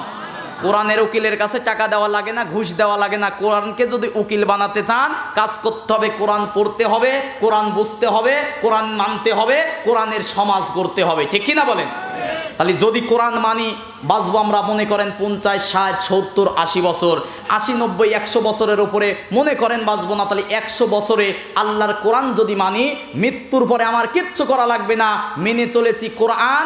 যত জায়গায় যা কিছু দরকার প্রশ্নের জবাব দেবে কে? আল্লাহ রাব্বুল আলামিন। এই তথ্যগুলো কোথায় পাবেন? পাই 133টা আয়াত কবরে জবাব দেবে মান রব্বুকা এই সম্পর্কে। সর্বপ্রথম যখন ফেরেশতা এসে বলবে মান রব্বুকা, তোমার রবকে, সঙ্গে সঙ্গে কোরআন থেকে বলবে আলহামদুলিল্লাহি রাব্বিল আলামিন, আমার আপনার বিশ্ব জগতের রবকে। দ্বিতীয় নম্বরে জবাব দেবে রব্বিস সামাওয়াতি ওয়াল আরদ, আসমান আর জমিনের রবকে। সবাই বলেন আসমান আর জমিনের রবকে। এরপরে মোনাজাতের শেষে সূরা সফফাতের 180, 81, 82 নম্বর আয়াত আমরা সবাই পড়ি, সুবহানা রাব্বিকা রাব্বিল ইজ্জাতি আম্মা ইয়াসিফুন ওয়া সালামুন আলাল মুরসালিন ওয়ালহামদুলিল্লাহি রাব্বিল আলামিন। রবকে? রবকে? আল্লাহ রাব্বুল আলামিন সূরা তাওবার 129 নম্বর আয়াতের মধ্যে বলেন ফা ইন তাওয়াল্লাউ ফাকুল হাসবিয়াল্লাহু লা ইলাহা ইল্লাহু আলাইহি তাওয়াক্কালতু ওয়া হুয়া রাব্বুল আরশিল আযীম। জোরে বলুন আল্লাহু আকবার। যতগুলো আয়াত বলছি সব আয়াতে রব আছে না নাই? তার মানে আমার জবাব দেওয়া লাগবে না। কোরআন দিয়ে যদি ব্যক্তি জীবন, সমাজ জীবন, পারিবারিক জীবন সাজাতে পারি, রব যে আল্লাহ জবাব দেবে কোরআন, ঠিক কি না? কিন্তু আমার আপনার দায়িত্ব মানতে হবে কি? এরকম পায় 133টা আয়াত, মান রব্বুকার জবাব দেবে কোন সুবহানাল্লাহ। সূরা মরিয়মের 65 নম্বর আয়াত, সূরা সফফাতের 18 নম্বর আয়াত, সূরা রুমের 27 নম্বর আয়াত, সূরা মুমিনুনের 116 নম্বর আয়াত, সূরা যুখরুফের 82 নম্বর আয়াত, সূরা দুখানের 7 নম্বর আয়াত, এরকম আয়াত আছে 133টা। আল্লাহু আকবার কর। এবার যান দ্বিতীয় প্রশ্নে। কি প্রশ্ন হবে? মনোযোগ নাই আপনার? খারাপ লাগতেছে ভাই? খারাপ লাগলে বক্তা চলে আসুক, সমস্যা নাই, আমি আর এক জায়গায় যাবো তো। আল্লাহ রাব্বুল আলামিন কবরের দ্বিতীয় প্রশ্ন করবেন, মান দিনুকা। মুসলমান আওয়াজ করে বলেন, আমার আপনার দিনের নাম কি? সবাই বলেন না কেন কি? আমার কপাল পোড়া মুসলমান বাংলাদেশে একটা দলের বিরুদ্ধে বলতে বলতে বলতে বলতে ইসলামের বিরুদ্ধে বলতেছে, সে বুঝতেই পারে না। আছে না নাই? আমার আপনার দলের নাম কি? সবাই বলেন। আমার আপনার দলের নাম ইসলাম, এটা আপনাকে বলতে হবে না। আল্লাহর কোরআন সূরা ইমরানের 19 নম্বর আয়াত কবরে ফেরেশতার কাছে জবাব দিয়ে দিবে। আল্লাহু আকবার কোন। আল্লাহ রাব্বুল আলামিন বলেন, যারা ব্যক্তি জীবন, পারিবারিক জীবন, সামাজিক জীবনে যারা ইসলাম মেনে চলবে, ইসলাম মানার দরকার আছে না নাই? মনোযোগ দেন ভাই, একটু মনোযোগ দেন। মনোযোগ আছে আপনাদের? আল্লাহ রাব্বুল আলামিন বলেন, ইন্নাদ-দীনা ইনদাল্লাহিল ইসলাম। আমি আল্লাহর কাছে, আল্লাহর পক্ষ থেকে পৃথিবীতে পাঠানো একটা দল, একটা মত, একটা মাযহাব, একটা তরিকা, একটা পদ্ধতি, একটা দল। আল্লাহর দলের নাম কি? আল্লাহর একটা নাম সালাম। আল্লাহ দিয়েছে ইসলাম। ওই ইসলাম যারা মানবে তারা হচ্ছে মুসলমান, ঠিক কিনা বলেন? আল্লাহর নাম সালাম, তিনি দিয়েছে ইসলাম, যারা মানবে তারা মুসলমান। আর মুসলমান যারা কাল কিয়ামতে জান্নাতে যাবে তারা, ঠিক কি না? আল্লাহ রাব্বুল আলামিন বলেন, যদি কোরআন দিয়ে, ইসলাম দিয়ে যদি তোমার ব্যক্তি জীবন, পারিবারিক জীবন, সামাজিক জীবন, রাষ্ট্রীয় জীবন, যুদ্ধনীতি, সন্ধি নীতি, পররাষ্ট্রনীতি পরিচালনা করতে পারো, কবরে ফেরেশতা যখন বলবে, মা দিনুকা, তোমার দিন কি? আল্লাহর কোরআন বলে দিবে, ইন্নাদ-দীনা ইনদাল্লাহিল ইসলাম। আল্লাহু আকবার। তাহলে জবাব তৈরি করা, সব জবাব আল্লাহ পাক ফাঁস করে দিয়েছে। ফাঁস করা প্রশ্ন দেখার পরেও যে ছাত্র পাশ করতে পারে না, ও কি ছাত্র? বলেন না কেন? পাস ফেল, সব প্রশ্ন ফাঁস করে দিয়েছে, এরপরেও যদি ফেল করি, তাহলে আমাদের দলের নাম হবে কি? বোঝে না? আমাদের দলের নাম ইসলাম। বলেন না কেন? আমাদের দলের নাম কি? অন্য কোন দুনিয়ার দল। ব্যক্তিগত জীবনে আওয়ামী লীগ, বিএনপি, জামাত, হেফাজত, চরমোনাই, 8 রশি, 14 রশি, রশি যদি আপনার কম হয় আরো 2-4 বেশি করে 50 রশি করেন, সমস্যা নাই। কিন্তু মরার পরে কোনো রশির খাওয়া নাই, একটা রশি চলবে, তার নাম ইসলাম, ঠিক কিনা বলে? সূরা ইমরানের 103 নম্বর আয়াতের মধ্যে আল্লাহ পাক বলেন, ওয়াতাসিমু বিহাবলিল্লাহি জামিআ। আমার পক্ষ থেকে জান্নাতে যাওয়ার একটাই রশি, তার নাম কি? কোরআন। বলেন না কেন? কিয়ামতের দিন মাত্র দল হবে 2টা। সূরা সূরার 7 নম্বর আয়াতের শেষ অংশে আল্লাহ পাক বলেন, ফারিকুম ফিল জান্নাহ ও ফারিকুম ফিস সাঈর। এক দল যাবে জান্নাতে, আর এক দল যাবে জাহান্নামে। তাহলে দুনিয়াতে সেই জান্নাতি দলে থাকার দরকার আছে না নাই? জান্নাতি দল কি? বলেন না কেন ভাই? অনেকে মনে করতেছে কি, তুই কি বলে না বলে, কোরআন যে মুসলমান মানবে সেই ব্যক্তি যাবে জান্নাতে। সুবহানাল্লাহ কোন। কোনো দলাদলি বুঝি না। মুসলমান হিসাবে সর্ব অবস্থায় আল্লাহর কোরআন মানার দরকার আছে না নাই? আল্লাহ রাব্বুল আলামিন বলেন, যারা কোরআন মানবে না তাদের কি অবস্থা হবে? সূরা আরাফের 124, সূরা তাহার 124, 125, 126 নম্বর আয়াতের মধ্যে আল্লাহ পাক বলেন, ওমান আরাদা আন যিকরি ফাইন্না লাহু মাঈশাতান দঙ্কা ওয়া নাহশুরুহু ইয়াউমাল কিয়ামাতি আ'মা। জোরে বলুন আল্লাহু আকবার।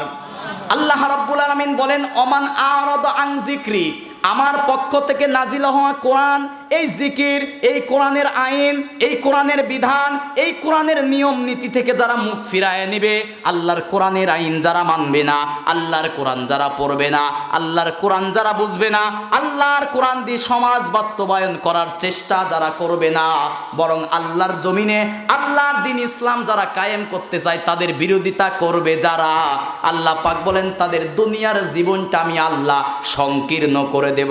নাউজুবিল্লাহ। টাকা পয়সা, বাড়ি গাড়ি, ধন সম্পদ, বউ বাচ্চা সব হবে, সুখ থাকিবে। দেখেন নাই কি বাড়ি গাড়ি, কতদিন বহু দাপট, কোরআনের কথা বলতে দিত না, মঞ্চে এসে বলল হুজুর কোরআনের কথা দেখে বলবেন, ক্ষমতায় আছি আমরা। আচ্ছা কোরআনের কথা কি দেখে বলার দরকার আছে? কোরআনের সব কথা কার কথা? তাহলে কোরআনের কথা যারা বলতো যে দেখে বলেন, আল্লাহর ক্ষমতা তারা মানতো না, ঠিক কিনা বলেন?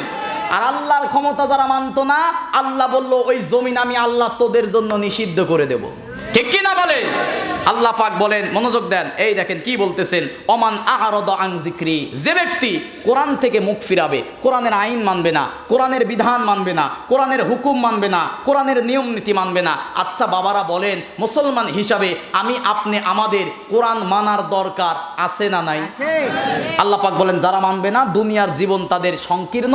দঙ্কার দ্বিতীয় ব্যাখ্যা হচ্ছে কবরের জীবনটা তাদের জন্য সংকীর্ণ হয়ে যাবে। নাউজুবিল্লাহ কর। আল্লাহ রাব্বুল আলামিন এবার বলেন ওয়ানাহশুরুহু ইয়াউমাল কিয়ামাতি আ'মা, যারা দুনিয়াতে কোরআন মানবে না, কোরআন বুঝবে না, কোরআনের দল করবে না, কোরআন দিয়ে নামাজ পড়বে না, কোরআন দিয়ে হজ করবে না, কোরআনের নিয়ম নীতি যারা অনুকরণ করবে না, ওয়ানাহশুরুহু ইয়াউমাল কিয়ামাতি আ'মা, কিয়ামতের দিন আমি আল্লাহ তাদেরকে অন্ধ করে তুলব। নাউজুবিল্লাহ। এখন মনে করেন আমি আপনি অন্ধ হয়ে উঠলাম, আসলেই কি দুনিয়াতে আমরা অন্ধ ছিলাম? বলেন না কেন? দ্বিতীয় আয়াত আল্লাহ রাব্বুল আলামিন বলেন এই কথাটাই বলবে, ক্বালা রাব্বি লিমা হাশারতানি আ'মা ওয়া ক্বাদ কুনতু বাসীরা। জোরে বলুন আল্লাহু আকবার। সেই ব্যক্তি বলবে ক্বালা রব্বি, হে আমার রব, লিমা হাশারতানি, এই হাসরের ময়দানে আমাকে উপস্থিত করেছো আ'মা, অন্ধ করে, ওয়া ক্বাদ কুনতু বাসীরা, কিন্তু আমি দুনিয়াতে অন্ধ ছিলাম না। আল্লাহ এবার কি বলে দেখেন, ক্বালা কাযালিকা আতাতকা আয়াতুনা ফানাসিতাহা ওয়া কাযালিকাল ইয়াউমা তুনসা। জোরে বলুন আল্লাহু আকবার। আল্লাহ রাব্বুল আলামিন এবার বলবেন ক্বালা কাযালিকা, আল্লাহ বলবেন কাযালিকা আতাতকা, তোমার কাছে আতাতকা এসেছিল আয়াতুনা, কোরআনের আয়াত। আপনাদের কাছে কোরআনের আয়াত আছে না নাই? আপনাদের মসজিদে কোরআন আছে না নাই? আপনাদের বাড়িতে কোরআন আছে না নাই? এইদিকে তাকায় বলেন কোরআন আছে না নাই? আল্লাহ রাব্বুল আলামিন বলবেন ক্বালা কাযালিকা আতাতকা আয়াতুনা, তোমার সামনে বক্তা, তোমার সামনে আলেম, তোমার সামনে হুজুর, তোমার সামনে শিক্ষক, তোমার সামনে বক্তা আল্লাহর কোরআন থেকে বলেছে আতাতকা আয়াতুনা, কোরআনের আয়াত দিয়ে বলেছে, এরপরেও ফানাসিতাহা, তুমি কোরআনকে মানো নাই, ভুলে গিয়েছো। ওয়া কাযালিকাল ইয়াউমা তুনসা, আজকের কিয়ামতের দিন আমি আল্লাহও তোমাকে ভুলে গেলাম। নাউজুবিল্লাহ কর। তাহলে কোরআন না মানলে কিয়ামতের দিন ভুলে যাবে কে? বলেন না কেন কে? আচ্ছা আল্লাহ যদি ভুলে যায় জান্নাতে যাওয়ার কোনো সুযোগ আছে? বলেন না কেন আছে? তাহলে ভুলে যাবে কাদেরকে? যারা কোরআন থেকে মুখ ফিরাবে। কথা বলেন। তাহলে দুনিয়ার জীবনে এই 50, 60, 70 বছরের জীবনে যে দল করেন, যে মত করেন, যার ব্যক্তিগত জীবন যেরকম হোক না কেন, আপনার সব কিছু সাজাতে হবে কি দিয়া? সবাই বলেন কি দিয়া? কারণ আমার ব্যক্তি জীবন, পারিবারিক জীবন, সামাজিক জীবন, যুদ্ধনীতি, সন্ধিনীতি, পররাষ্ট্রনীতি, রাজনীতি, অর্থনীতি, কূটনীতি, প্রত্যেকটা দিক আর বিভাগের সমস্ত কথা কোরআনের মধ্যে আছে। একজন মুসলমানের জীবন পরিচালনা করবে তেমন আল্লাহ কোরআনের মধ্যে বলেছে যেমন, ঠিক কিনা বলেন? তাহলে কোরআনের বিধান মানার দরকার আছে না নাই? বলেন না কেন? এবার মনে করতে পারেন যে নবীজি তো আছে, সুপারিশ মনে হয় করবে। আল্লাহ রাব্বুল আলামিন আপনার মনের প্রশ্ন এবার শোনেন, সূরা ফুরকান 30 নম্বর আয়াত। কিয়ামতের কঠিন মুসিবতের দিনে আল্লাহ তো ভুলেই গেল, এবার নবীজি কি মামলা দায়ের করতেছে। ওয়াকালার রাসূলু ইয়া রাব্বি ইন্না কওমি ইত্তাখাযু হাযা হাযাল কুরআনা মাহজুরা। জোরে বলুন আল্লাহু আকবার। এবার রাসূল আসবে, অকালার রাসূল, রাসূল এসে বলবে ইয়া রাব্বি, হে আমার রব, ইয়া কওমি ইত্তাখাযু, এই যে আমার কওম। বলেন তো আমরা কার কওম? রাসূলের কওম। আমরা কার উম্মত? রাসূলের উম্মত। আমরা কোন নবীর আদর্শ মানি? মুহাম্মদ সাল্লাল্লাহু আলাইহি ওয়াসাল্লাম। রাসূল এবার এসে বলবে, অকালার রাসূল, রাসূল বলবে ইয়া রাব্বি, হে আমার রব, ইয়া রাব্বি ইন্না কওমি ইত্তাখাযু, এই যে আমার কওম, এই যে আমার জাতি, এই যে আমার দলের লোক, যাদের কাছে হাযাল কোরআন, রেখে এসেছিলাম কোরআন। আমাদের সামনে রাসূলের কোরআন আছে না নাই? সবাই বলেন আছে না নাই? আল্লাহর রাসূল সেদিন বলবে এই কোরআনটাকে তারা আদর করে, ভালোবেসে, মহব্বত করে, ভক্তি আর শ্রদ্ধা করে যোগদানের মধ্যে পেঁচায়া ঘরের সবচেয়ে উঁচা জায়গায় যত্ন করে রেখে দিয়েছে। শুধুমাত্র রমজান মাসে এক খতম দিয়ে কোরআন রেখে দিয়েছে। আছে না নাই? আমার মা বোনেরা কি যত্ন করে দেখবেন, যাদের বাড়িতে দালান ঘর নাই, ওরা দরজার ওপরে একটা তক্তা বেঁধে, কাজ বেঁধে যত্ন করে রেখে দিয়েছে। এমনও ঘরে গেছি কোরআনের সেই যোগদানের ওপরে মাকড়সা জাল বনিয়েছে, ময়লা হয়ে গেছে। তার মানে বোঝা যায় ওই কোরআন 2-4-10 দিনে পড়া হয় নাই। ঠিক কিনা বলেন? অনেকে আছে কি, মনোযোগ দেন, মনোযোগ আছে আপনাদের? আল্লাহ রাব্বুল আলামিন বলবেন, আল্লাহর রাসূল কিয়ামতের দিন মামলা দেবে, ইয়া রাব্বি ইন্না কওমি ইত্তাখাযু হাযাল কুরআন, আমার রেখে আসা কোরআনকে তারা মসজিদের মধ্যে যত্ন করে রেখেছিল, মাদ্রাসার মধ্যে যত্ন করে রেখেছিল। এই কোরআন দিয়ে তাবিজ লিখেছে, এই কোরআন দিয়ে ঝাড়ফুঁক করেছে, আর বাপ মা মরার পরে কোরআন দিয়ে খতম পড়েছে। কিন্তু কোরআন দিয়ে ব্যক্তি জীবন, পারিবারিক জীবন, সামাজিক জীবন, রাষ্ট্রীয় জীবন পরিচালনা করে নাই। আমি রাসূল আমার এই উম্মতের বিরুদ্ধে আজকে মামলা দিলাম। কন্নাউজুবিল্লাহ। রাসূল যদি মামলা দেয়, এবার তো মনে হয় নবীজি জান্নাত দিয়ে, আল্লাহ জান্নাত দিয়া দেবে। ওই দিক থেকে আল্লাহ গেল ভুলে, কি না মানার কারণে? বলেন না কেন? ওই দিক থেকে নবী দিল মামলা, কি পরিত্যাগ করার কারণে? তার মানে মূল কথা শোনেন, সব ফরজের ফরজ নামাজ নয়, রোজা নয়, হজ নয়, যাকাত নয়, সব ফরজের বড় ফরজ আন আকিমুদ্দিন, দিন কায়েম কর। আল্লাহু আকবার কন। আল্লাহর জমিনে আল্লাহর দিন প্রতিষ্ঠা করতে হবে। তার 1 নাম্বার কারণ থেকে এত কথায় আসলাম। আল্লাহর কোরআনের মধ্যে ভুল, বলেন না কেন ভুল? আল্লাহর কোরআনের মধ্যে কোনো মিথ্যা আছে? আল্লাহ রাব্বুল আলামিন সূরা ইউনূসের 37 নাম্বার আয়াতের শেষ অংশে বলেন, ওয়া তাফসিলাল কিতাবি লা রাইবা ফীহি রাব্বিল আলামিন। জোরে বলুন আল্লাহু আকবার। আল্লাহ রাব্বুল আলামিন বলেন ওয়া তাফসিলাল কিতাব, এটা বিস্তারিত ব্যাখ্যার কিতাব। সুবহানাল্লাহ কোন। লা রাইবা ফি, যে কিতাবের মধ্যে কোনো ভুল নাই। রব্বিল আলামিন, এই কিতাব নাজিল করেছে কে? তাহলে যে কিতাবের মধ্যে ভুল নাই, যে কিতাবের মধ্যে মিথ্যা নাই, নির্ভেজাল, নিষ্কলুষ, অথেন্টিক, আল্লাহর পক্ষ থেকে নাজিল হওয়া চূড়ান্ত আইনের কিতাব মানার দরকার আছে না নাই? বলেন আল্লাহর আইন মানার দরকার আছে না নাই? আল্লাহর আইন মানে কি সবাই বলেন? এখন আল্লাহ এসে কি নতুন করে বলবে যে বাবা সলিমুদ্দি এইটা করো আর বলবে? তার মানে আল্লাহর যা বলা দরকার সব বলেছে কোথায়? তাহলে সেই কোরআনের আইন মানার দরকার আছে না নাই? কোরআনের আইন না মানলে কি হবে দেখেন, গত 8 মাস আগে সেই যে মাগুরাতে আসিয়া নামক একটা মেয়েকে ধর্ষণ করা হয়েছিল, আপনারা কি জানেন ভাই? আন্দোলন আমরাও চাটমোহর শহরে করেছিলাম। আসিয়াকে হত্যা করা হলো। 3 জন একই পরিবারের এক নরপশু আত্মীয় তারা হত্যা করলো। আসিয়া হসপিটালে কয়েকদিন অসুস্থ হয়ে ভর্তি থাকলো। কিছুদিন পরে সেই 8 বছরের শিশু মারা গেল। আর জামিনে মুক্তি পেয়ে 3 জন সাক্ষী প্রমাণ হওয়া ধর্ষণকারী প্রকাশ্যে দিবালোকে ঘুরে বেড়াচ্ছে, বিচার হয় নাই। তার মানে মানুষের তৈরি করা আইন থাকলে টাকার বিনিময়ে ফাঁকর হতে পারে, কিন্তু আল্লাহর কোরআনের আইন ছাড়া এই সমাজে কখনো ন্যায় আর ইনসাফ আশা করা যায় না। ঠিক কিনা বলেন? তাহলে 1 নাম্বার কথা, আল্লাহর কোরআনের আইন মানব, তার কারণ হচ্ছে আল্লাহর কোরআনের মধ্যে কি নাই ভাই? সবাই বলেন ভাই। 2 নাম্বার, আল্লাহর কোরআনের আইন কেন মানব? আল্লাহর কোরআনের আইনের কোনো পরিবর্তন হয় না। সুবহানাল্লাহ। আল্লাহ রাব্বুল আলামিন সূরা আনআমের 115 নাম্বার আয়াতের মধ্যে বলেন, ওয়া তাম্মাত কালিমাতু রাব্বিকা সিদকাও ওয়া আদলা লা মুবাদ্দিলা লিকালিমাতিহি ওয়া হুয়াস সামিউল আলিম। জোরে বলুন আল্লাহু আকবার। আল্লাহ রাব্বুল আলামিন বলেন অতাম্মাত, তাম্মাত মানে পরিপূর্ণ, কালিমাত মানে কথা, রব্বিকা মানে রবের কথা। সবাই তাকিয়ে বলেন এই কোরআনের মধ্যে সব কথা কার কথা? সবাই বলেন কার কথা? প্রত্যেকটা কথা মানার দরকার আছে না নাই? আল্লাহ রাব্বুল আলামিন বলেন অতাম্মাত কালিমাতু রব্বিকা, হে নবী আপনার রবের সব কথা সিদক সত্য, সুবহানাল্লাহ কোন, ও আদলা এবং আপনার রবের সব কথা ন্যায় ইনসাফ দিয়ে পরিপূর্ণ কোন, সুবহানাল্লাহ। দ্বিতীয় নম্বরে লা মুবাদ্দিলা লিকালিমাতি, আপনার রবের কথার কোনো পরিবর্তন হয় না কোন, সুবহানাল্লাহ। আল্লাহর কোরআনের আইনের কোনো পরিবর্তন আছে? কোরআনের কোনো একটা আয়াত কি পরিবর্তন করার দরকার ভবিষ্যতে আছে? কিয়ামতের আগে মনে হয় দুই একবার লাগবে?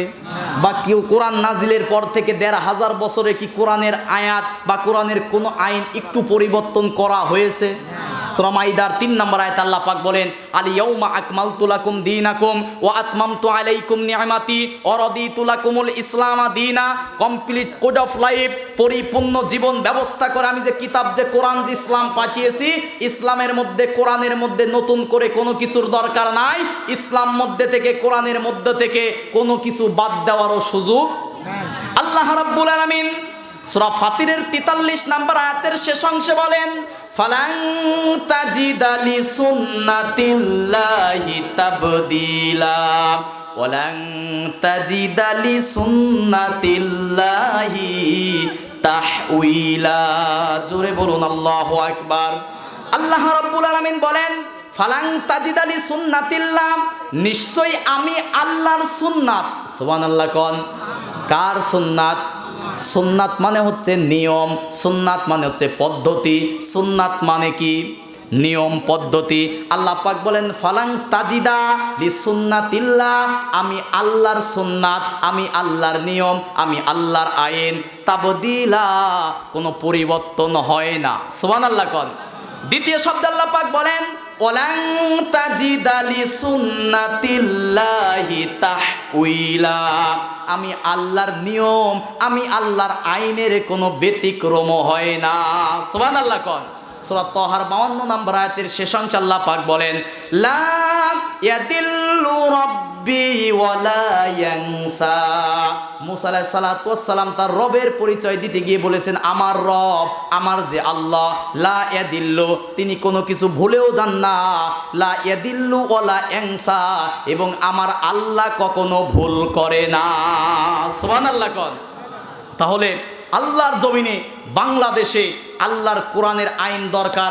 ১ নম্বর বলেছি আল্লাহর কোরআনের আইনের মধ্যে ভুল নাই। ২ নম্বর বললাম আল্লাহর কোরআনের আইনের কোনো পরিবর্তন নাই। বলেন না কেন? বলেন বাংলাদেশের আইন পরিবর্তন হয় কি না? কয়বার হয়েছে জানেন আপনারা? ১৯৭২ সালের ৪ই নভেম্বর সংবিধান লিখিত করা হলো, প্রস্তুত করা হলো, সেটা জমা দেওয়া হলো ১৬ই ডিসেম্বর ১৯৭২ ডক্টর কামালের তৈরি করা সংবিধান বাস্তবায়ন করা হলো।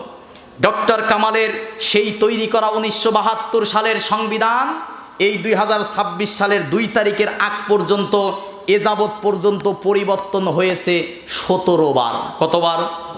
সবাই বলেন। অনেকে একটু চুপচাপ আছে যে হুজুর মনে হয় কি কি বলে না বলে, একটু মনোযোগ দিয়ে একটু বোঝার চেষ্টা করেন ভাই। এই ৫৪ বছরের মধ্যে পরিবর্তন হয়েছে কতবার? এখন যদি নতুন কোনো সরকার আসে, সর্বপ্রথম এসে আবার নতুন করে আবার করে সংবিধান ঝালাই ফালাই করে ১৮ বার হয়ে যাবে, ঠিক কিনা বলেন? কিন্তু ১৫০০ বছর হয়ে গেল, আল্লাহর কোরআনের কোনো একটা আইন কি পরিবর্তন হয়েছে? বলেন না কেন? মনে করেন যে ইনি এক সময়ের প্রধানমন্ত্রী ছিল, প্রধানমন্ত্রী আছে, যখন ক্ষমতায় থেকে নেমে গেল আল্লাহর কোরআন রেখে গেল, ক্ষমতায় আসলাম আমি, মানলাম আল্লাহর কোরআন, আমি ক্ষমতায় থেকে চলে গেলাম, আসলো মুরব্বী, তিনি মানলো আল্লাহর কোরআন, মুরব্বী চলে গেল, তারপর মুরব্বী আরেকজন আসলো, তিনি মানলো আল্লাহর কোরআন। কোনো আইনের কি পরিবর্তন হলো? কথা বলেন না কেন? কিন্তু কোরআনের আইন ছাড়া মানুষের তৈরি করা আইন, এই হুজুর তার দল টিকানোর জন্য, তার মত টিকানোর জন্য, তার দলের কর্মসূচি রক্ষা করার জন্য তার সুবিধা মতো আইন রাখলো, যেগুলো অসুবিধা কেটে বাদ দিল। চলে গেল, আমি আসলাম, আমার দলের কথা চিন্তা করে আমার সুবিধা মতো আমি তৈরি করলাম, আমি আমার সুবিধা মতো করলাম, আমি চলে গেলাম, মুরব্বী এসে তার সুবিধা মতো করলো, তারপরে তার সুবিধা মতো করলো। তাহলে কি আইনের পরিবর্তন বেশ কম হয়ে গেল? যার যার সুবিধা মতো তারা দেশ পরিচালনা করতে গিয়ে তারা বিদেশে বেগম পাড়া বানিয়েছে, ঠিক কিনা বলেন? কিন্তু আল্লাহর কোরআন যদি থাকতো, এই হুজুরও যে কোরআন দিয়ে বিচার করতো, ক্ষমতায় থেকে যাওয়ার পরে আমার মতো হুজুরের কাছে আসতো একই কোরআন, আমার মতো হুজুর চলে যাওয়ার পরে মুরব্বী একই আইন, তারপরে একই আইন। তার মানে এই দেশ শান্তি আর ন্যায় ইনসাফ দিয়ে পরিপূর্ণ হয়ে যেত, ঠিক কিনা বলেন? তাহলে যে কোরআন, যে আল্লাহর আইনের পরিবর্তন নাই, সেই আল্লাহর আইন, সেই আল্লাহর কোরআন দিয়ে রাষ্ট্র পরিচালনা করার দরকার আছে না নাই? আমার দেশে বিভিন্ন ফেরকা আছে, বিভিন্ন কাফের জনগোষ্ঠী আছে। হিন্দুরা আমার দেশে কি বলেন তো? মুশরিক। বলেন তো কি? কাফের, মুশরিক, ইহুদি, খ্রিস্টান। আচ্ছা, ওদের কথা বাদই দিলাম। এবার আসেন, মুসলমানের মধ্যে কিছু ফেরকা আছে, নাম হচ্ছে কাদিয়ানি। মুসলমানদের শেষ নবী, আমাদের শেষ নবীর নাম কি? সবাই বলেন না কেন ভাই? আমার কথা কি আপনারা বুঝতে পারতেছেন না? একটু বিবেক দিয়ে কথাগুলো শুনবেন। শেষ নবীকে যারা, আমার নবীকে যারা শেষ নবী মানে না, তারা মুসলমান না কাফের? সবাই বলেন। তার মানে আমার নবীর পরে আর কোন নবী রাসূল আসবে না। বুখারী মুসলিমের যৌথ হাদিস, আল্লাহর রাসূল বলেছেন, আমার পরে যদি মুসা অথবা ঈসা আসে, তোমরা যদি মুসা অথবা ঈসাকে অনুসরণ করো, তোমরা কাফের হয়ে যাবে, আল্লাহর জান্নাতে যেতে পারবা না। তার মানে মুসা অথবা ঈসাও যদি এখন আসে, আমার নবীর সুন্নাহ অনুসরণ করতে হবে। ঈসা নবী কিয়ামতের আগে আসবে, নবী হয়ে আসবে না। ঈসা নবী এসে কি করবে? আমার নবীর সুন্নাহ, তারা আমার নবীর উম্মত হয়ে তারা আসবে। আল্লাহু আকবার কোন। কিন্তু বাংলাদেশে এই কাদিয়ানি সম্প্রদায়, এই আহমাদিয়া সম্প্রদায়, এরা মুসলমান পরিচয় দিলেও আমার নবীকে যেহেতু শেষ নবী মানে না, এই কারণে তারা কি? সবাই বলেন না কেন? আমার মতো হুজুর, ভাইয়ের মতো হুজুর যদি কাফের বলে, লাভ নাই তো। কাফের বলতে হবে আল্লাহর কোরআন। কথা বলেন না কেন? আল্লাহ রাব্বুল আলামিন সূরা আহজাবের 40 নম্বর আয়াতের মধ্যে বলেন, মা কানা মুহাম্মাদুন আবা আহাদিম মির রিজালিকুম ওয়ালাকির রাসূলুল্লাহি ওয়া খাতামান নাবিয়্যিন। জোরে বলুন আল্লাহু আকবার। আল্লাহ রাব্বুল আলামিন বলেন, মা কানা মুহাম্মদ, নিশ্চয় আমার নবী মুহাম্মদ। সকলেই বলি সাল্লাল্লাহু আলাইহি ওয়াসাল্লাম। আল্লাহ পাক বলেন, মা কানা মুহাম্মাদুন আবা আহাদিম মির রিজালিকুম, আমার নবী মুহাম্মদ এজাল প্রাপ্ত বয়স্ক পুরুষের পিতা নয়। ও খাতামান নাবিয়্যিন, তিনি হচ্ছে আমি আল্লাহর শেষ রাসূল। সুবহানাল্লাহ কোন। আমার আপনার নবী শেষ নবী। ফতোয়াকার। তাহলে কাফের, কাদিয়ানেরা কাফের হওয়ার কারণ তারা কোরআনের 4টা অক্ষর মানে না। কয়টা? খাতামান নাবিয়্যিন, আমার নবীকে নবী তারা মানে, নবী তারা শুধুমাত্র মানে না, শেষ কি? সবাই বলেন, মানে শেষ নবী। নবী মানে, নবী মানে, কিন্তু মানে না সে শেষ নবী। তারা মনে করে যে মুহাম্মদও নবী, কিন্তু তারপরেও আরো নবী আছে। নাউজুবিল্লাহ কল। তার মানে তারা খ আলিফ তা মিম খ তামান, এই 4টা অক্ষর না মানার কারণে তারা কি? বলেন না কেন? তারা কি? নবী মানে শেষ নবী না মানার কারণে, কোরআনের 4টা অক্ষর না মানার কারণে তারা কি? এবার একটা আয়াত বলেন, সূরা আরাফ 54 নম্বর আয়াত। আল্লাহ পাক বলতেছেন, আলা লাহুল খালকু ওয়াল আমরু। কোরআনের সূরা আরাফ কোন সূরা? 54 নম্বর আয়াত। কয় নম্বর আয়াত? আল্লাহ পাক বলেন, আলা লাহুল খালকু ওয়াল আমরু। আগে অক্ষর বের করি। আলা অক্ষর আছে 3টা, আলা লাহু অক্ষর আছে 2টা। 3 আর 2 কত হয়? আলা লাহু 5টা, আল খলকু এখানে আছে 5টা, তাহলে 5 5 কত হলো? আল আমরু এখানে আছে 5টা, কত হলো? এবার অর্থটা একটু বলবো, শুনবেন। শুনলেই হবে নাকি মানার দরকার আছে? আল্লাহ রাব্বুল আলামিন এই আরাফের 54 নম্বর আয়াতের মধ্যে বলেন, আলা লাহুল খলকু ওয়াল আমরু। 15টা অক্ষর দিয়ে আল্লাহ পাক বলতেছেন, শোনো, সাবধান, আলা লাহুল খলকু ওয়াল আমরু, সৃষ্টি যার আইন চলবে তার, ঠিক কি না? তাহলে সৃষ্টিকার আল্লাহ। গোটা কুল কায়নাত সৃষ্টি করেছে কে? তাহলে তারা যদি 4টা অক্ষর না মানে কাদিয়ানিরে কাফের ফতোয়া দিয়ে মুখে ফেনা তুলে ফেলতেছেন, রাষ্ট্রীয়ভাবে কাফের বলার জন্য দাবি করতেছেন সেই হাসিনার আমল থেকে যে তাদেরকে কাফের বলতে হবে। আপনি বেটা মুসলমান 5 ওয়াক্ত নামাজ পড়ার পরেও আলা লাহুল খলকু ওয়াল আমরু, আল্লাহর জমিনে সৃষ্টি যার আইন চলবে তার, এইটা যারা মানবে না ও নামাজ পড়া কাফের। কথা বলেন না কেন? আল্লাহ পাক সূরা ইউনূসের 40 নম্বর আয়াতের শেষ অংশে বলেন, ইনিল হুকমু ইল্লা লিল্লাহ, একমাত্র হুকুমদাতা কে? আল্লাহ। বলেন না কেন কে? সূরা বাকারার 165 নম্বর আয়াতের শেষে মাঝখানে আল্লাহ পাক বলতেছেন, আন্নাল কুওয়াতা লিল্লাহি জামিআ, একচ্ছত্র ক্ষমতার মালিক কে? সূরা মুলকের প্রথম আয়াত, তাবারাকাল্লাযী বিয়াদিহিল মুলকু ওয়া হুয়া আলা কুল্লি শাইইন কদির, একমাত্র যত কুল কায়নাত আছে সমস্ত ক্ষমতা কার হাতে? সূরা ইমরানের 26 নম্বর আয়াত, কুলিল্লাহুম্মা মালিকাল মুলকি তুতিল মুলকা, সমস্ত মুলকের রাজত্বর মালিক কে?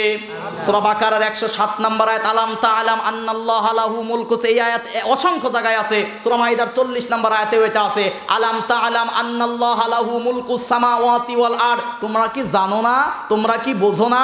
আলাম তাআলাম, তোমরা কি বোঝো না? আন্নাস সামাওয়াতি ওয়াল আরদ, আসমান আর জমিনের লাহু মুলক, যত ক্ষমতা আছে মালিক কে? সূরা ফুরকানের 2 নম্বর আয়াত, আল্লাহ পাক বলতেছেন, আল্লাযী লাহু মুলকুস সামাওয়াতি ওয়াল আরদ ওয়া লাম ইয়াত্তাখিযু ওয়ালাদা, আসমান জমিনের মধ্যে যত ক্ষমতা আছে এই ক্ষমতার কোনো অংশীদার নাই, ওয়ালাহু, এবং অংশীদার নাই যত সৃষ্টি আছে, একমাত্র সব কিছুর মালিক কে? আল্লাহ। এত গুছো কোরআনের আয়াত মানার পরেও যারা আল্লাহর জমিনে আল্লাহর আইন বাস্তবায়ন হোক, আল্লাহর জমিনে আল্লাহর আইন যারা মানতে চায় না, যতই দাড়ি থাক টুপি থাক, যতই নামাজ পড়ুক রোজা করুক, এরা মুসলমান হতে পারবে না। তার মানে আল্লাহর জমিন যার, জমিনে আইন চলবে।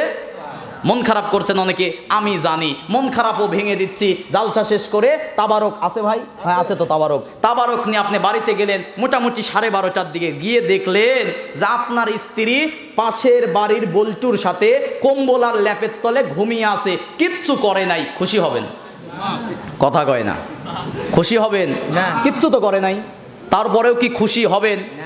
সামান্য আপনার 3 কবুলের বউ, আপনি টাকা দেন, আপনি পয়সা দেন, আপনি শাড়ি কিনে দেন, আপনি 3 পিস কিনে দেন, আপনি অসুখ হলে ওষুধ কিনে দেন, আপনি দেখাশোনা করেন, সামান্য 3 কবুলে এতটুকু করার পরে একটা রাত একদিন যদি অন্যের সাথে শুধু বিছানায় থাকে, আপনি যদি মেনে নিতে না পারেন, আপনাকে আমাকে সৃষ্টি করেছে আল্লাহ, অক্সিজেন দিচ্ছে আল্লাহ, দেখার জন্য চোখ দিয়েছে আল্লাহ, কথা বলার মতো শক্তি দিয়েছে আল্লাহ, জিহ্বা দিয়েছে আল্লাহ, রক্ত দিয়েছে আল্লাহ, মরার পরে ফিরে যাব আল্লাহর কাছে, তাহলে জীবন দশায় 50, 60, 70 বছরে সেই আল্লাহর হুকুম মানার দরকার আছে না নাই?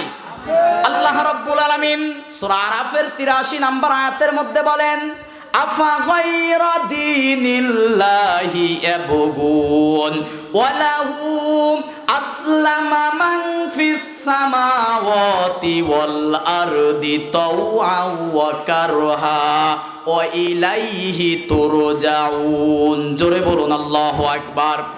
আল্লাহ রাব্বুল আলামিন বলেন, তাফসিরে কাবীর আল্লামা ইমাম ফখরুদ্দীন রাজি রহমাতুল্লাহ আলাইহি কাবীরের ব্যাখ্যায় লিখতেছেন, আফা গায়রা দীনিল্লাহি ইয়াবগুন, আল্লাহর দিন, আল্লাহর আইন, কোরআন বাদ দিয়ে তোমরা কোথায় যাচ্ছ? কার আইন মানো?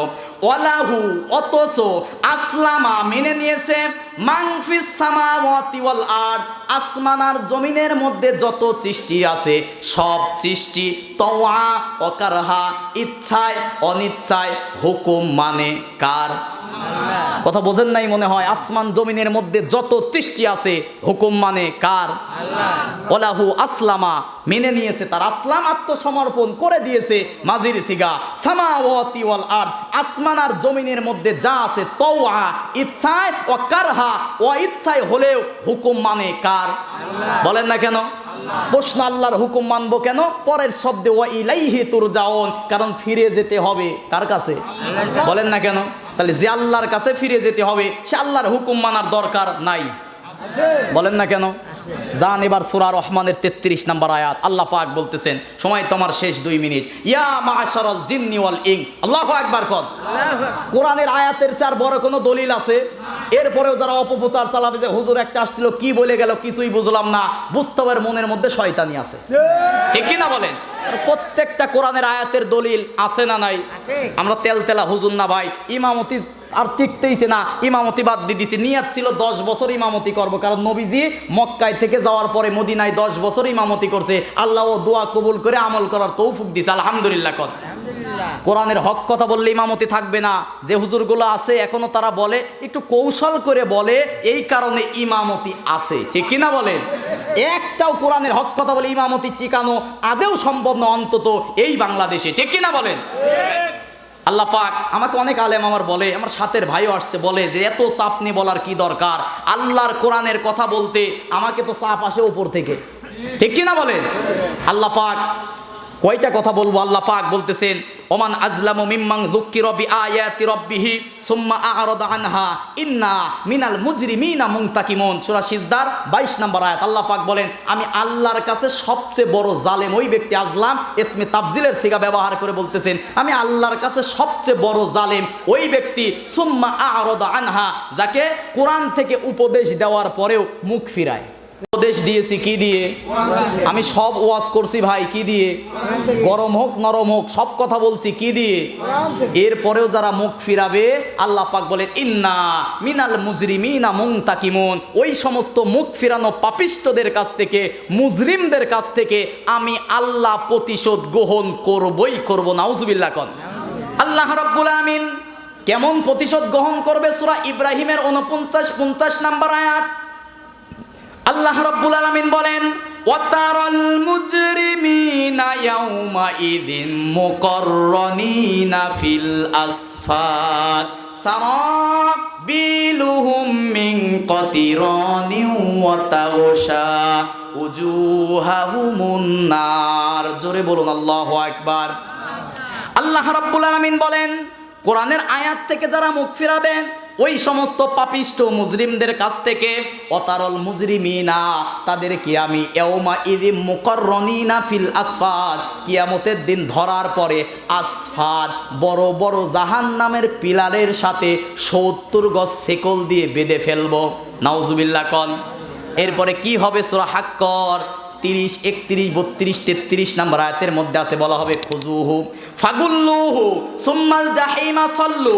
যারা কোরআন মানে নাই, কোরআন পড়ে নাই, কোরআন বোঝে নাই, কোরআনের দল করে নাই, কোরআনের সমাজ রাষ্ট্র কায়েম মুসলমান হওয়ার পরেও যারা করতে চায় নাই, খুজুহু তাদেরকে ধরো, ফাগুল্লুহু বেরি পড়াও, ঘোষণাকার। দুনিয়াতে আলেমদের হাতে হাত করা, পায়ে পড়াইছো বেরি, চিন্তা করো না, আল্লাহর কোরআন হাতে নিয়ে বলে যাচ্ছি, কাল কিয়ামতের দিন খুজুহু ফাগুল্লুহু, তোমাদের হাতেও হাত করা পড়াবে কে?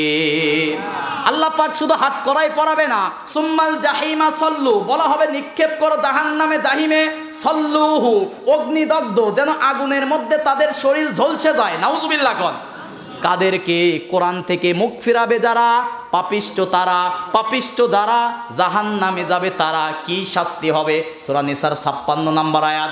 আল্লাহ রাব্বুল আলামিন বলেন, ইন্নাল্লাযীনা কাফারু বিআয়াতিনা সাউফা নুসলিহিম নারা কুল্লামা নাদিজাত জুলুদুহুম বাদদালনাহুম জুলুদান গায়রাহা লিয়াযুকুল আযাব ইন্নাল্লাহা কানা আজিজান হাকিমা।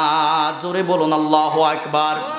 কোরআন মানে না যারা, পাপিষ্ট তারা, পাপিষ্ট যারা জাহান্নামে যাবে তারা, কি শাস্তি হবে এবার দেখেন। আল্লাহ পাক বলেন, ইন্নাল্লাযীনা কাযযাবু বিআয়াতিনা, আমি আল্লাহর কোরআনের আয়াতকে যারা অস্বীকার করেছে, সাউফা নুসলিহিম নার, অচিরেই আরবি গ্রামারে সিন সাফা কদ এরকম 13টা অর্থ আছে।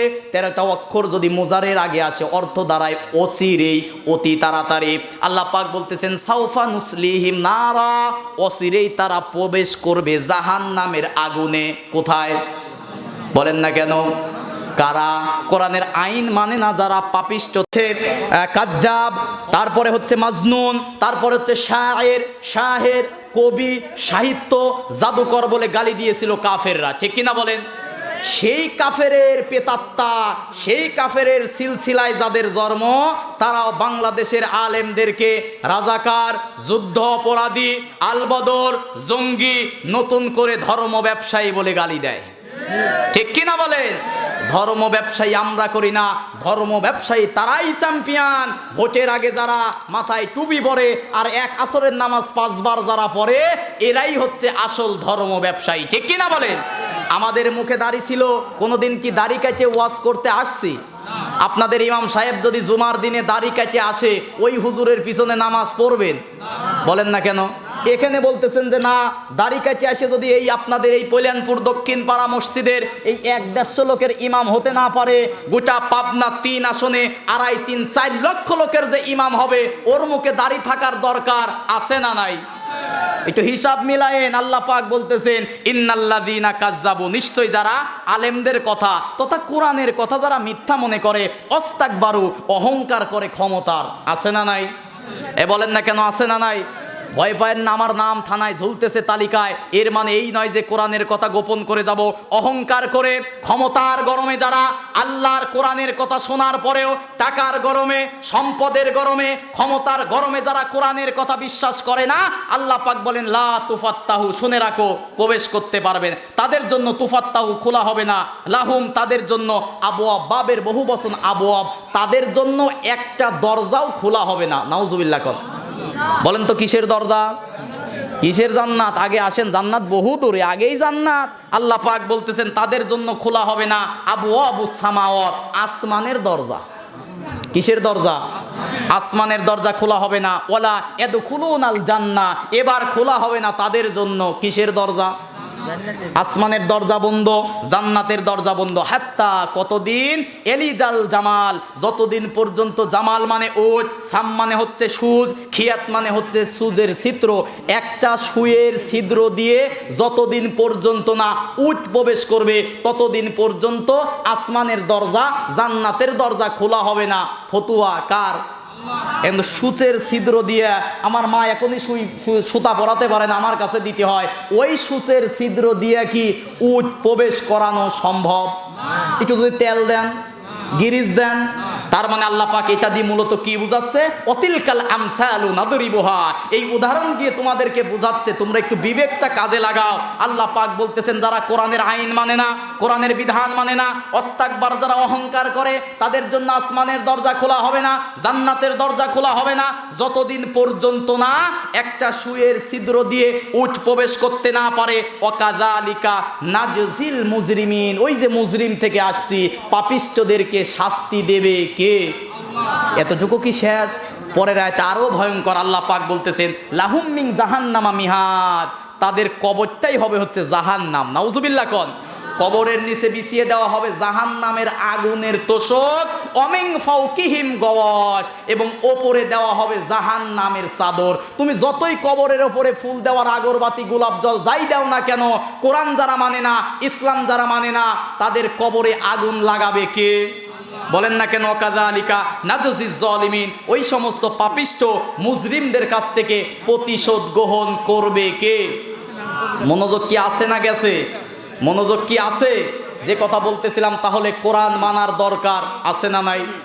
আমার কথাই কি ভাই মন থেকে বলবেন? আপনারা কি রাগ করছেন? রাগ করেছেন? সব কথাই কোরআনের দলিল আছে না নাই? তাহলে সেই কোরআন ব্যক্তি জীবন, পারিবারিক জীবন, সামাজিক জীবন, রাষ্ট্রীয় জীবন, যুদ্ধনীতি, সন্ধিনীতি, পররাষ্ট্রনীতি, সর্ব অবস্থায় মুসলমান হিসাবে আল্লাহর কোরআন মানার দরকার আছে না নাই? আল্লাহ রাব্বুল আলামিন এবার সূরা নিসার 60 নম্বর আয়াতের মধ্যে বলেন আলাম তারা ইলাল্লাযীনা ইয়াজউমুনা আন্নাহুম আমানু বিমা উনজিলা ইলাইকা ওয়া মা উনজিলা মিন ক্বাবলিক ইউরিদুনা আইয়াতাহাকামু ইলাত তাগুত। জোরে বলুন আল্লাহু আকবার।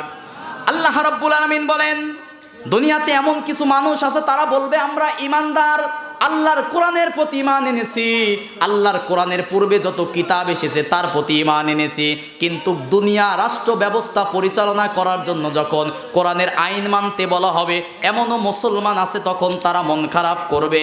এমন মুসলমান আমার দেশে আছে না নাই? তাহলে ভাইরা আমার, আল্লাহর কোরআন মুসলমান হিসাবে এক জায়গায় মানবো নাকি সব জায়গায়? বলেন, এক জায়গায় মানবো নাকি সব জায়গায়? সেই কোরআনের রাজ কায়েমের জন্য রক্ত দিতে হবে, জীবন দিতে হবে, অর্থ দিতে হবে, সর্ব অবস্থায় জীবনকে বাজি রেখে আল্লাহর কোরআনের রাজ কায়েম করার দরকার আছে না নাই? আপনাদের মসজিদের মাহফিল, এখানে এই মসজিদের উন্নতির দরকার আছে না নাই?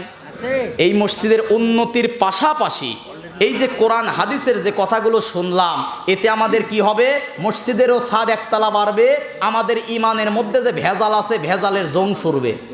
কথা বলেন না কেন? আমার কথা নিয়ে মন খারাপ করবেন না, সব কথায় কোরআনের আয়াতের দলিল আছে না নাই? যদি কারো সমস্যা হয়, ওই যে রেকর্ড হয়েছে আলোচনা শুনবেন, এরপরে মন খারাপ করবেন, ঠিক আছে তো ইনশাল্লাহ?